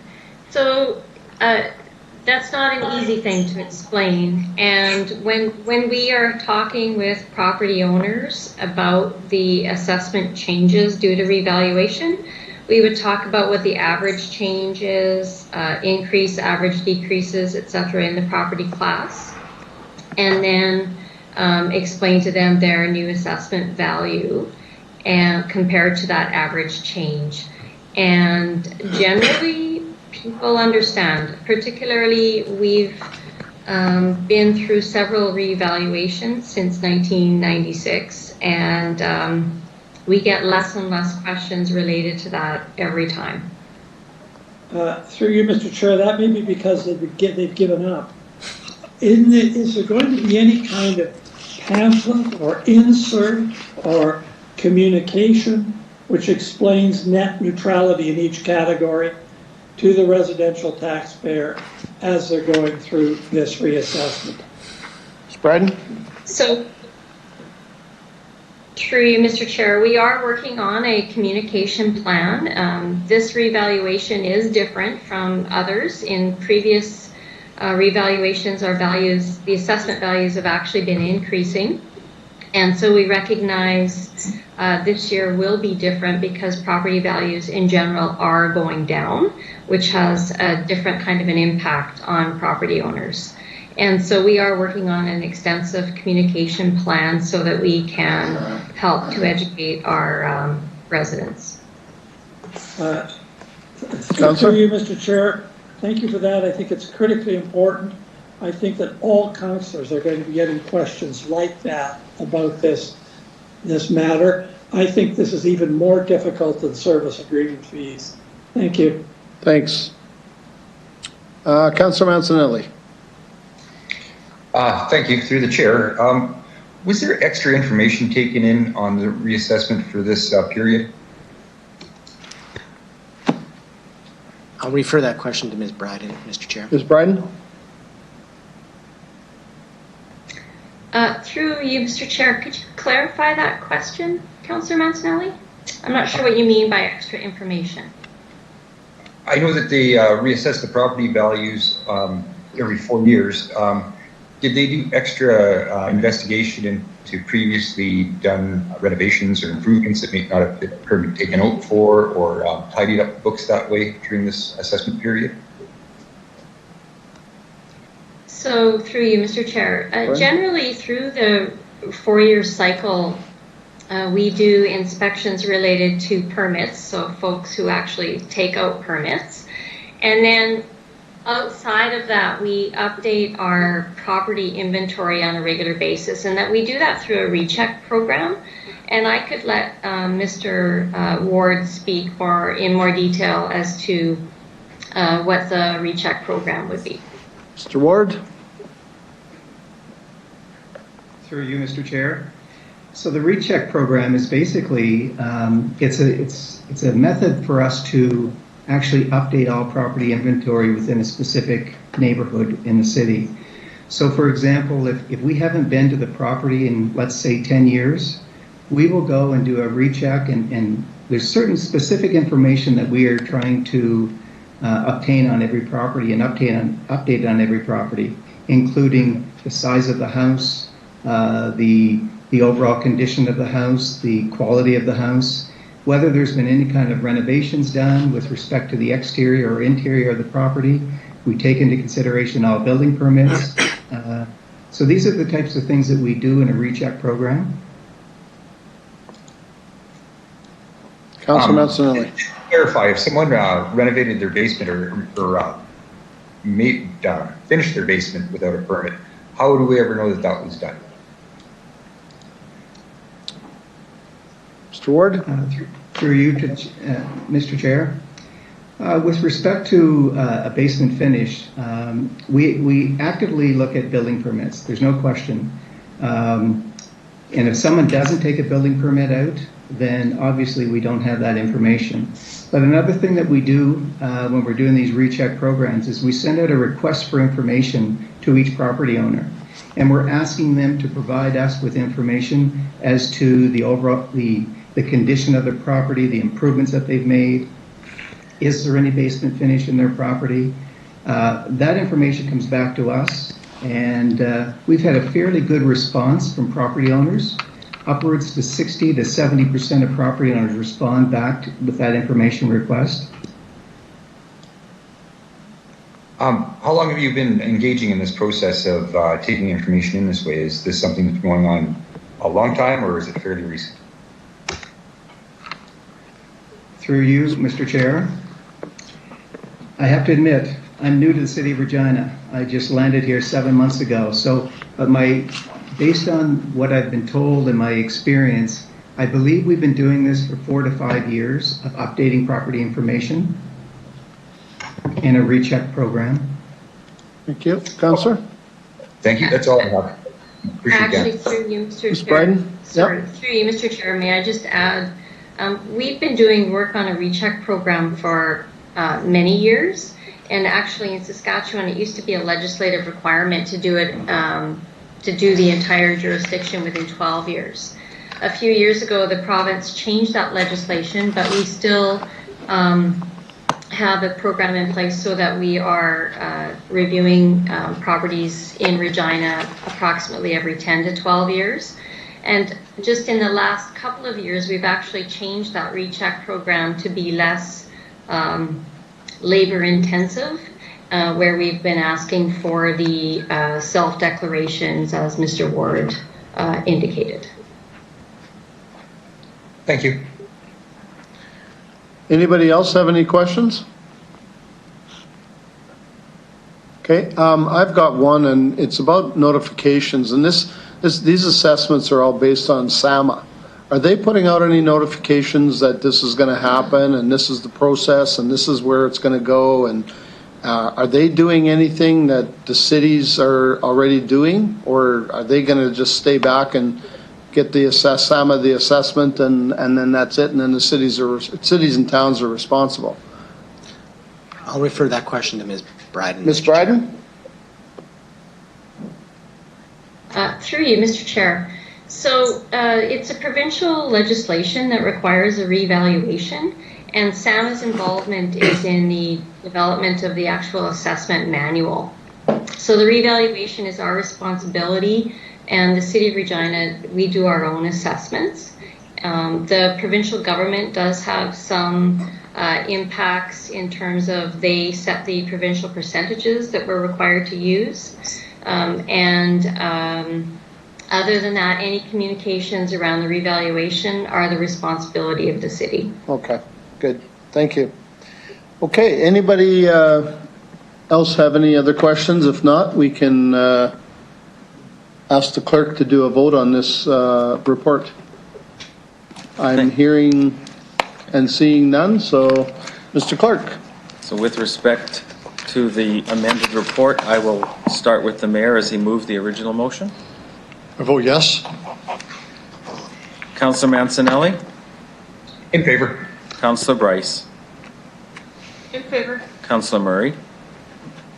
In favor. Councillor Findura? In favor. Councillor Bresciani? In favor. Councillor Stevens? In favor. Councillor Hawkins? In favor. Councillor Young? In favor? And Councillor Flagel? Yes. It's unanimous, Mr. Chair, 10-0. Thank you. Could I have somebody move adjournment, please? I move adjournment, Hawkins. Councillor Hawkins, thank you. Any opposed? Thank you. Have a good evening, everyone, and thanks for your time. Thank you.